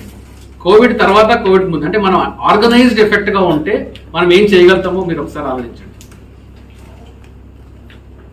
ఆనందయ్య నెల్లూరులో ఈ చట్నీని కనిపెట్టినప్పుడు ఆ చట్నీ అని నామకరణం చేసింది మన బాబు గారు కాదు, విశ్వనాథ్ జయంతి గారు. ఇక్కడే ఉన్నారు ఆయన చట్నీ అని చెప్పి పేరు పెడితే బీజీ గారు పాపులరైజ్ చేశారు అని మేము అందరం చట్నీగానే వాడాం. సో ఈ చట్నీ ఎట్లా కనిపెట్టారంటే, నేను చాలా సీరియస్ గా కోవిడ్ లో ఖాళీగా ఉన్నాం కదా, టీవీ పెట్టుకొని చూస్తున్నా. ఐ న్యూస్ అనే ఒక టీవీ ఉండేది అప్పట్లో, ఇప్పుడు ఉందో లేదో నాకు తెలియదు. ఉందా? ఐ న్యూస్ అని ఉంది. దీంట్లో ఈ యాంకర్ చాలా సోషల్ డిస్టెన్సింగ్ కూడా పాటించకుండా మైక్ ఆయన ముందు పెట్టి, సార్ మీకు ఈ చట్నీ రెసిపీ ఎలా తెలిసింది అని అడిగింది. అయితే ఆనందయ్య ఇచ్చిన ఆన్సర్ ఏంటంటే చాలా సీరియస్ గా, అంటే నేనేమన్నా పొరపాటున విన్నానా అని చెప్పి ఒక గంట సేపు రిప్లై చేస్తారని చూసాను. ఆఖరికి నేను ఫోన్ చేసి ఒకసారి నాకు అది పంపించండి బాబు అంటే వాళ్ళు ఏదో పంపించారు, నాకు సమ్ జర్నలిస్ట్ తెలిసి పంపించారు. ఆయన ఏం చెప్పాడంటే చాలా సీరియస్ గా, నా ఎక్స్ప్రెషన్ చూడండి, ఆయన ఇలా చెప్పాడంటే, అది నాకు దేవుడు చెప్పాడండి అని. యాంకర్ ఈవిడ లేడీ ఆవిడ కొంచెం కంగారు పడ్డది. అంటే దేవుడు ఎప్పుడు చెప్పారు సార్ మీకు? ఆనందయ్య ఎవరంటే నా కళ్ళకు వచ్చి చెప్పాడు సార్. అంటే కళ్ళకు వచ్చి నీకు ఇదే చెప్పాడంటే, నా కళ్ళకు వచ్చి దేవుడు ఇలా చేస్తే కోవిడ్ పోతుందని చెప్పాడు అన్నాడు. ఫస్ట్ పబ్లిక్ ఇంట్రెస్ట్ లిటిగేషన్, ఈ నాన్ సెన్స్ ని బంద్ చేయండి అని చెప్పింది ఒక హేతువాది, ఒక మానవవాది. ఇక్కడ మీ ముందు నేను మాట్లాడుతున్నా బాబు గోగినేని గ్రూప్ నుంచి మనం బాబు గారు ఇన్పుట్స్, మన గ్రూప్ అందరు టీమ్ ఎఫర్ట్స్, నేను ఒక పబ్లిక్ ఇంట్రెస్ట్ లిటిగేషన్ ని ఆంధ్రప్రదేశ్ హైకోర్టులో పబ్లిక్ ఇంట్రెస్ట్ లిటిగేషన్ ఫైల్ చేసి ఈ మొత్తం చెత్తను బంద్ చేయండి అని చెప్పి మీ అందరి ప్రాణాలని కాపాడాను.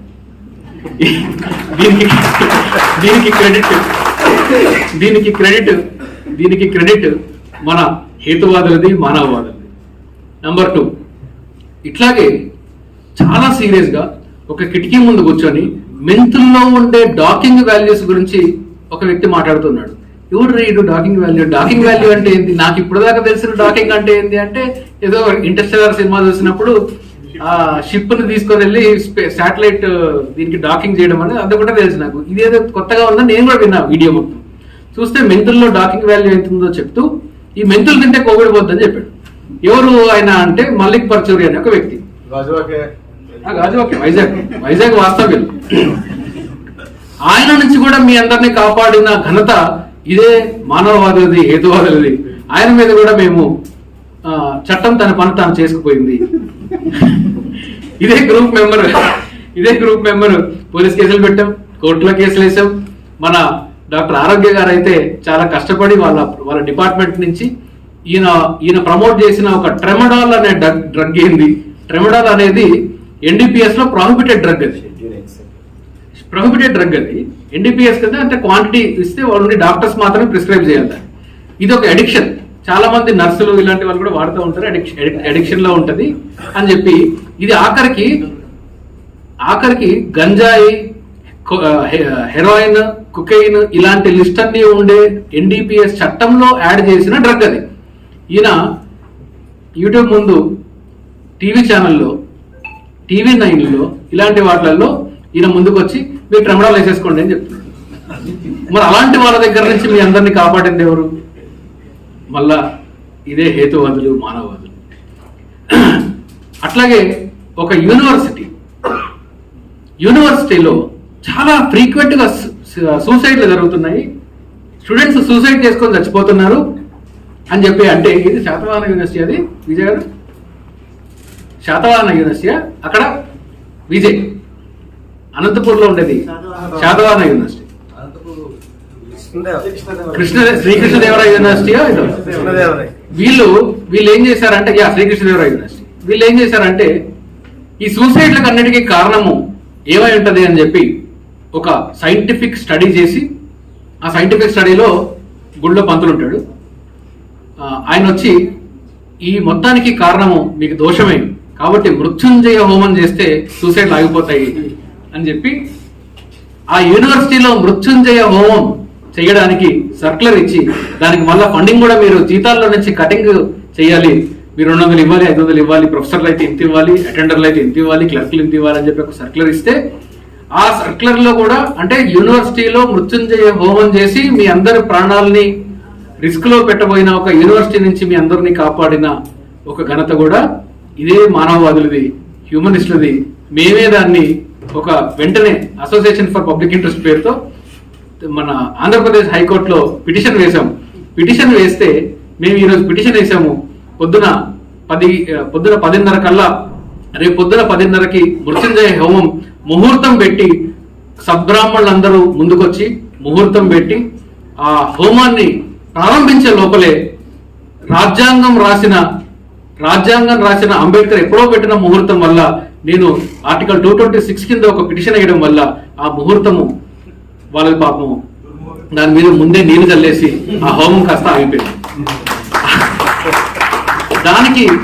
దానికి కారణం కూడా ఇదే ఇక్కడ మీ మధ్య కూర్చో ఉన్న హేతువాదులు, మానవాదులు, బాబా గోగినేని గ్రూప్. సో ఇట్లా చెప్పుకుంటూ పోతే మేము అంటే ప్రత్యక్షంగా చేసింది, పరోక్షంగా చేసింది 1-2 కాదు. దానిలో కాంట్రిబ్యూషన్స్ లో మన మీకు విశ్వనాథ్ జయంతి ఇందాక మాట్లాడారు, మీకు చాలా తక్కువ తెలిసి ఉంటుంది చాలా మందికి. ఇక్కడ Vishwanath Jayanthi he invested around 10 to 11 years of his life. ఏంటి ఈ ఉద్యమాల్లో యాక్టివిజంలో అందరినీ తీసుకొని వచ్చి ఒక దగ్గర కూర్చోబెట్టి వీళ్ళకి ఫిలాసఫీ చెప్పాలి, ఇట్లాంటి ప్రయత్నాలు చేసిన వాళ్ళలో Vishwanath Jayanthi is one of the significant persons. అలా చాలా మంది ఉన్నారు, not only Vijay. Babu Gogineni group ఒక ఐడియాలజీ. ఇక్కడ అందరం కలిసింది బాబు గోగినేని గ్రూప్ లో బాబు గారిని చూసో ఇట్లా కాదు, ఒక ఐడియాలజీ, కామన్ ప్లాట్ఫామ్ ఒకటి క్రియేట్ అయింది. ఈ ప్లాట్ఫామ్ క్రియేట్ అవ్వడం వల్ల మన ఐడియాస్ ని రీప్రొడ్యూస్ చేయగలుగుతున్నాం. వాలంటీర్స్ వస్తున్నారు. ఇక్కడ ఎవరిని బలవంతం చేస్తే వచ్చిన వాళ్ళు ఏం కాదు. ఇక్కడ నాకు ఇందాక వరప్రసాద్ గారు స్టేజ్ మీద కూర్చొని మేము మాట్లాడుకుంటా ఉంటే నాకు సార్ ఐడియాలజీ నాకు తెలీదు అన్నారు. ఎందుకు తెలియదు సార్ ఐడియాలజీ, ఎందుకు తెలీదు న్యూరో సర్జన్ గారిది ఎందుకు తెలియదు అంటే మనకు ఒక కామన్ ప్లాట్ఫామ్ లేదు. ఆ కామన్ ప్లాట్ఫామ్ లో మనం మాట్లాడుకోలేదు. నా అభిప్రాయం ఏందో తెలియదు, నా అభిప్రాయం నేను ఒక్కడనే ఉంటానేమో అనే ఒక ఫీలింగ్ లోకి వస్తే మాట్లాడడానికి కూడా భయం వేస్తుంది ఈ మెజారిటేరియన్ వ్యవస్థలో. కాబట్టి మన ఐడియాస్ ని కూడా ఫ్రీ థాట్ ఎప్పుడు ఎక్స్ప్రెస్ చేయగలుగుతాం మనం అంటే ఎప్పుడు మనకు ఒక కామన్ ప్లాట్ఫామ్ ఉండి మనలాంటి వాళ్ళు కూడా ఇక్కడ ఉన్నారు, నేను మాట్లాడొచ్చు, తప్పలేదు. రేపు పొద్దున నా దగ్గరికి వచ్చి నేను చాలా ఓపెన్ గా అందరికీ ఇన్విటేషన్ ఇస్తున్నాను. ఎవరెవరైతే ఇక్కడ మతాన్ని, దేవుణ్ణి నమ్ముతారో దయచేసి మీరు వచ్చి నన్ను కన్విన్స్ చేయండి. కన్విన్స్ అవ్వడానికి నేను చాలా రెడీగా ఉన్నాను. మీరు ఒకవేళ నన్ను కన్విన్స్ చేసి నా మతాన్ని మార్చేస్తే నేను హ్యాపీగా మీ మతంలోకి వచ్చేస్తాను. Open invitation. ఒకవేళ అదే ఓపెన్ మైండెడ్తో రండి. ఒకవేళ నేను అదే మీరు కన్నా నన్ను మార్చలేకపోతే నేనే మిమ్మల్ని మారిస్తే మీరు కూడా మారిపోవాలి. అలా ఉంటేనే సబ్జెక్ట్ నా దగ్గరకు రండి, మార్చండి. మార్చుకోవడానికి నేను రెడీగా ఉన్నాను, మారడానికి మీరు కూడా రెడీగా ఉండాలి. కాబట్టి మన రాజ్యాంగ నైతికతని ప్రమోట్ చేద్దాం. సైన్స్ పాపులరైజర్స్ మాత్రమే కాదు, మనం కాన్స్టిట్యూషనల్ పాపులరైజర్స్ గా కూడా తయారవ్వాలి. కాన్స్టిట్యూషనల్ పాపులరైజర్స్ గా మనం ఎప్పుడు తయారవ్వగలుగుతాము అంటే కాన్స్టిట్యూషన్ మనం తెలుసుకున్నప్పుడు, మనము దాన్ని రీప్రొడ్యూస్ చేయగలిగినప్పుడు. ఎలా చేస్తాము అంటే మేము association for public interest platform మీద మీకు ఇదివరకే చెప్పాను. స్కూల్స్కి వెళ్తున్నాము, కాలేజీలకు వెళ్తున్నాము, యూనివర్సిటీలకు వెళ్తున్నాము, వెళ్ళి రాజ్యాంగం చెప్తున్నాం. ఇప్పుడు నేను ఓన్లీ రాజ్యాంగం మీద లెక్చర్ ఇచ్చాను. రాజ్యాంగం మీద వర్క్ షాప్ పెడితే అసలు కాన్స్టిట్యూషన్ నిర్మాణమైన విధానం, అందులో కోర్ ప్రిన్సిపల్స్ ఏంటి, దాంట్లో డైరెక్టివ్ ప్రిన్సిపల్స్ ఏంటి, స్టేట్ పాలసీ ఏంటి, కోర్టుల వ్యవస్థ ఎలా వచ్చింది, పార్లమెంట్ ఎలా ఫంక్షన్ అవుతుంది, ఇట్లాంటివన్నీ స్ట్రక్చర్గా ఒక వర్క్ షాప్లో మనం తెలుసుకోవచ్చు. దానికి ఒక 1 day వర్క్ షాప్ ఖచ్చితంగా అవసరం అవుతుంది. 1 dayలో పబ్లిక్ లో కాన్స్టిట్యూషన్ ని డిఫెండ్ చేయగలిగే స్థాయిలో రాజ్యాంగాన్ని నేర్పించే ఒక కరికులం డిజైన్ చేసింది. దీంట్లో దయచేసి ఎవరైనా వాలంటీర్స్ ఉంటే ఖచ్చితంగా మీరు మనం చాలా తొందరలో ట్రైన్ ద ట్రైనర్స్ అనే ఒక ప్రోగ్రామ్ పెట్టుకుందాం. దీంట్లో రాజ్యాంగాన్ని 1 day వర్క్ షాప్ ఇస్తాను. ఈ 1 day వర్క్ షాప్ లో కాన్స్టిట్యూషన్ ని మీరు నేర్చుకొని మళ్ళీ మీ ఏరియాలో రీప్రొడ్యూస్ చేయాలి. స్కూల్స్కి వెళ్ళాలి, పిల్లలకు అర్థమయ్యేటట్టు. నేను పిల్లలకి స్కూల్కి వెళ్ళినప్పుడు ఇందాక మన దుష్యంతో మాట్లాడేటప్పుడు చెప్పారు నాకు, మన అన్నారు ఒక ప్రాజెక్ట్ చేద్దామని. నేను స్కూల్కి వెళ్ళినప్పుడు I start with very simple question, చట్టం మిమ్మల్ని ఎలా కాపాడుతుంది అంటే వాళ్ళు చాలా స్కూల్లో చాలా ప్యాషనెట్ ఆన్సర్స్ ఇస్తారు నాకు. ఇలా కాపాడుతుంది, అలా కాపాడుతుంది, చట్టం లేకపోతే మనం లేము, రోడ్డు మీద లెఫ్ట్ నడవాలంటే చట్టమే, రైట్ నుంచి ఎవడన్నా వస్తే ఫైన్ వేస్తే చట్టమే కదా, ట్రాఫిక్ సిగ్నల్ చట్టం, ఇలాంటివి చెప్తా ఉంటారు. వెరీ గుడ్ ఆన్సర్స్ చెప్తా ఉంటారు. అయితే అప్పుడు నేను వాళ్ళని ఆలోచింపజేయడానికి నేను ఒక క్వశ్చన్ అడుగుతాను. ఏంటి అంటే, నీకు తెలుసా నువ్వు ఉంటే కదా చట్టం నేను కాపాడుతుంది, నువ్వు లేకుంటే చట్టం నేను కాపాడుతుందా అన్నప్పుడు వాళ్ళు ఆలోచిస్తారు. అప్పుడు వాళ్ళకు చిన్న కాన్సెప్ట్ ఇంట్రొడ్యూస్ చేస్తారు. చట్టము నువ్వు పుట్టక ముందే నిన్ను కాపాడడం స్టార్ట్ చేస్తుంది. అంటే మనిషి పుట్టడానికన్నా ముందే చట్టం మిమ్మల్ని కాపాడుతుంది. ఎలా కాపాడుతుంది? 2 ఎగ్జాంపుల్స్. మీ తాత, మీ నాన్న పుట్టలేదు కానీ మీ తాత ఉన్నాడు. మీ తాతకు వీలునామా రాశాడు, నాకు కొడుకు పుడితే, నా కొడుకుకి కొడుకు పుడితే నా ఆస్తి మొత్తం పడిపోవాలి, నాకు కొడుకు పుట్టకపోతే నా ఆస్తి మొత్తం అనాథాశ్రమంకి వెళ్ళాలి. ఈ వీలునామాని అసలు నీకు తండ్రి లేడు, ఆలు లేదు, సూలు లేదు, కొడుకు పేరు సోమలింగం అని కదా, ఇది రివర్స్ లో మా నాన్న లేడు, మా అమ్మ లేదు కానీ నాకు మాత్రం ఆస్తి ఉంది అని మీరు హ్యాపీగా చెప్పుకోవచ్చు. అంటే పుట్టనివాడు. సో చట్టం నిన్ను ఒక విల్లు ఎవరన్నా మీ తాత రాసి పెడితే నీ దాకా ఆ ఆస్తి వచ్చేంత వరకు చట్టం నిన్ను కాపాడుతుంది. అట్లాగే మనకి ఇండియాలో ఒక చిన్న విమెన్ గర్ల్ చైల్డ్ చచ్చిపోతున్నారని చెప్పేసి ఒక చట్టం తీసుకొచ్చారు, ఎంటీపీ యాక్ట్ తీసుకొచ్చారు. అదేంటి, మీరు స్కానింగ్ చేసి అబ్బాయో అమ్మాయో ఉన్నారని చెప్పేసి చెప్పడానికి వీల్లేదు, ఎందుకంటే చెప్తే చంపేస్తారు కాబట్టి. కాబట్టి మిమ్మల్ని క్రైమ్ నుంచి కూడా కాపాడుతుంది కదా చట్టము అన్నప్పుడు స్కూల్లో వాళ్ళు ఎంత ఫ్యాసినేట్ అవుతారంటే అరే కరెక్టే కదా, ఇలాంటి ఎగ్జాంపుల్స్ ఇస్తా వాళ్ళకి. తర్వాత ఎండింగ్లో ఏం చెప్తానంటే, మీకు తెలుసా చట్టం మీరు చచ్చిపోయిన తర్వాత కూడా మిమ్మల్ని కాపాడుతుంది, ఎలాగో చెప్పండి అంటారు. యాప్ట్ ఆన్సర్స్ ఇస్తారు వాళ్ళు. కరెక్టే కదా, నేను విల్ రాసి పెడితే కూడా ఒక పిల్లోడు చెప్పాడు, అలాంటప్పుడు నేను విల్ రాస్తే కూడా నా లా నన్ను కాపాడుతుంది కదా, నేను నా మనోడికి రాసేస్తే అది కాపాడుతుంది కదా, నేను చచ్చిపోయిన తర్వాత కూడా నా విల్లు పోతుంది కదా. సో కాబట్టి law is protecting you before your birth and after your birth, after your death. అట్లాగే మీకు హేతువాదులు చాలా మంది చనిపోయిన తర్వాత బాడీని మెడికల్ రీసెర్చ్ కి డొనేట్ చేస్తూ ఉంటారు. ఇది కూడా వీలునామాలో రాయొచ్చు. ఎందుకు అంటే చట్టం మిమ్మల్ని కాపాడుతుంది. Right to dignified cremation, right how to be cremated అనేది కూడా ఇదే చట్టం చెప్తుంది, ఈ చట్టంలోనే ఉంది. కాబట్టి మనం చచ్చిపోయిన తర్వాత మన బాడీ ఎలా ఉండాలి, నన్ను ఎలా సంబోధించాలి అనేది కూడా చట్టమే చెప్తుంది. ఒక క్రైమ్ చేసి శిక్ష పడి జైలుకు వెళ్ళి జైలు నుంచి బయటకు వచ్చిన తర్వాత శిక్ష అనుభవించేసిన తర్వాత కూడా సమాజం మిమ్మల్ని ఇంకా దొంగలాగా, మర్డరర్ లాగా, ఇంకొక క్రైమ్ చేసే వాళ్ళలాగా చూస్తుంది కదా. చట్టం దీన్ని కూడా ప్రొటెక్ట్ చేస్తుంది. Right to be forgotten is a fundamental right.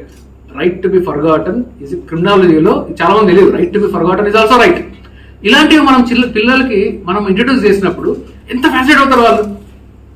వాళ్ళకి ఒక స్టోరీ లాగా క్రియేట్ చేసి చెప్తే లా అర్థం చేయించడము, కాన్స్టిట్యూషన్ అర్థం చేయించడము చాలా చాలా ఈజియెస్ట్ టాస్క్ ఇది. కాబట్టి దయచేసి మీరందరూ వాలంటీర్స్ గా తయారవ్వండి.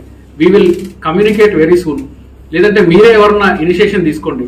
మనం within short time train the trainers program పెట్టుకొని ఫస్ట్ మనల్లో కొంతమంది కాన్స్టిట్యూషన్ ని చెప్పగలిగే వాళ్ళు, నాట్ నెసెసర్లీ లాయర్స్, ఎవరన్నా చేయొచ్చు. ఎవరన్నా చేసే స్థాయిలోకి మీరు వెళ్తారనే పూచికత నాది. we will take this constitutionalism into society. ఆ ప్రామిస్ చేసుకుంటూ మీరు అందరూ ఇంతసేపు నన్ను భరించి విని ఇంతసేపు కూర్చున్నందుకు నేను కాంప్లిమెంట్ గా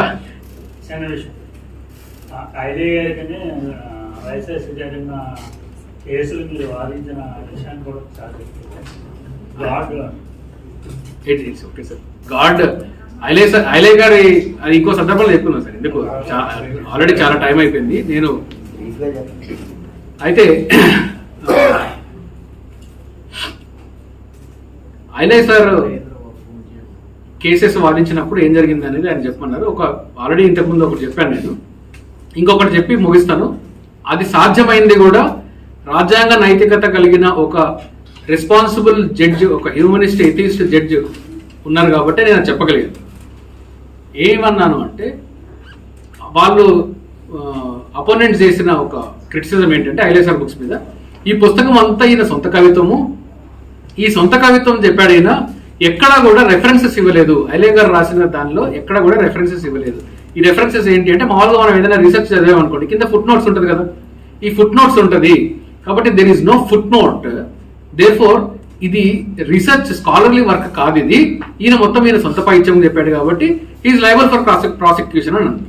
అప్పుడు నేను ఇచ్చిన ఆన్సర్ ఏంటి అంటే, మరి మీ పురుష సూక్తంలో తల నుంచి బ్రాహ్మణుడు పుట్టాడు, షోల్డర్స్ నుంచి వైశ్యుడు పుట్టాడు, తొడల్లో నుంచి శూద్రుడు పుట్టాడు, ఫుట్లో నుంచి శూద్రుడు పుట్టాడు, సారీ క్షత్రియులు పుట్టారు, భుజాల నుంచి క్షత్రియులు పుట్టారు, తొడల్లో నుంచి వైశ్యులు పుట్టారు, ఫుట్ లో నుంచి శూద్రుడు పుట్టాడు. Where is the foot note అని అడిగాను. ఎక్కడుంది ఫుట్ నోట్, ఎక్కడుంది? ఇదంతా ఈ ఒరిజినల్ వర్క్ ఎప్పుడు కూడా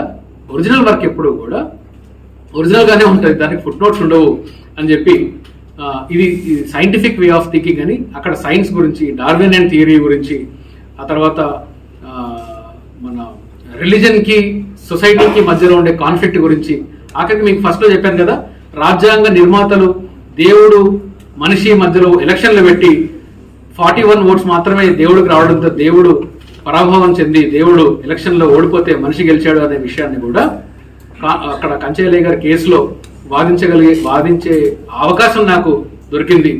ఆ దొరకడానికి కూడా కారణం మళ్ళీ చెప్తున్నాను, అక్కడ కూర్చున్న జడ్జి గారు కూడా ఒక హేతువాది కాబట్టి, రాజ్యాంగ నైతికత కలిగిన వారు కాబట్టి మాట్లాడగలిగాను. బహుశా వేరే వాళ్ళు మాట్లాడించుంటారు లేదో నాకు తెలియదు. సో అది కంచెయ్యలయ్య గారి కేసులో ఉండే ఎక్స్పీరియన్సెస్. ఇంకెప్పుడన్నా ఒక డీటెయిల్డ్ గా ఆ కేసు స్టడీ లాగా కూడా చెప్పుకుందాం సార్. మన అయ్యలో వెడిన అయితే మరి చాలా డీటెయిల్గా చెప్పుకుందాం. మంచి కేస్ స్టడీ అది. కాబట్టి ఇంత శ్రద్ధగా విన్నందుకు, భరించినందుకు మీ అందరికీ ధన్యవాదాలు. ఖచ్చితంగా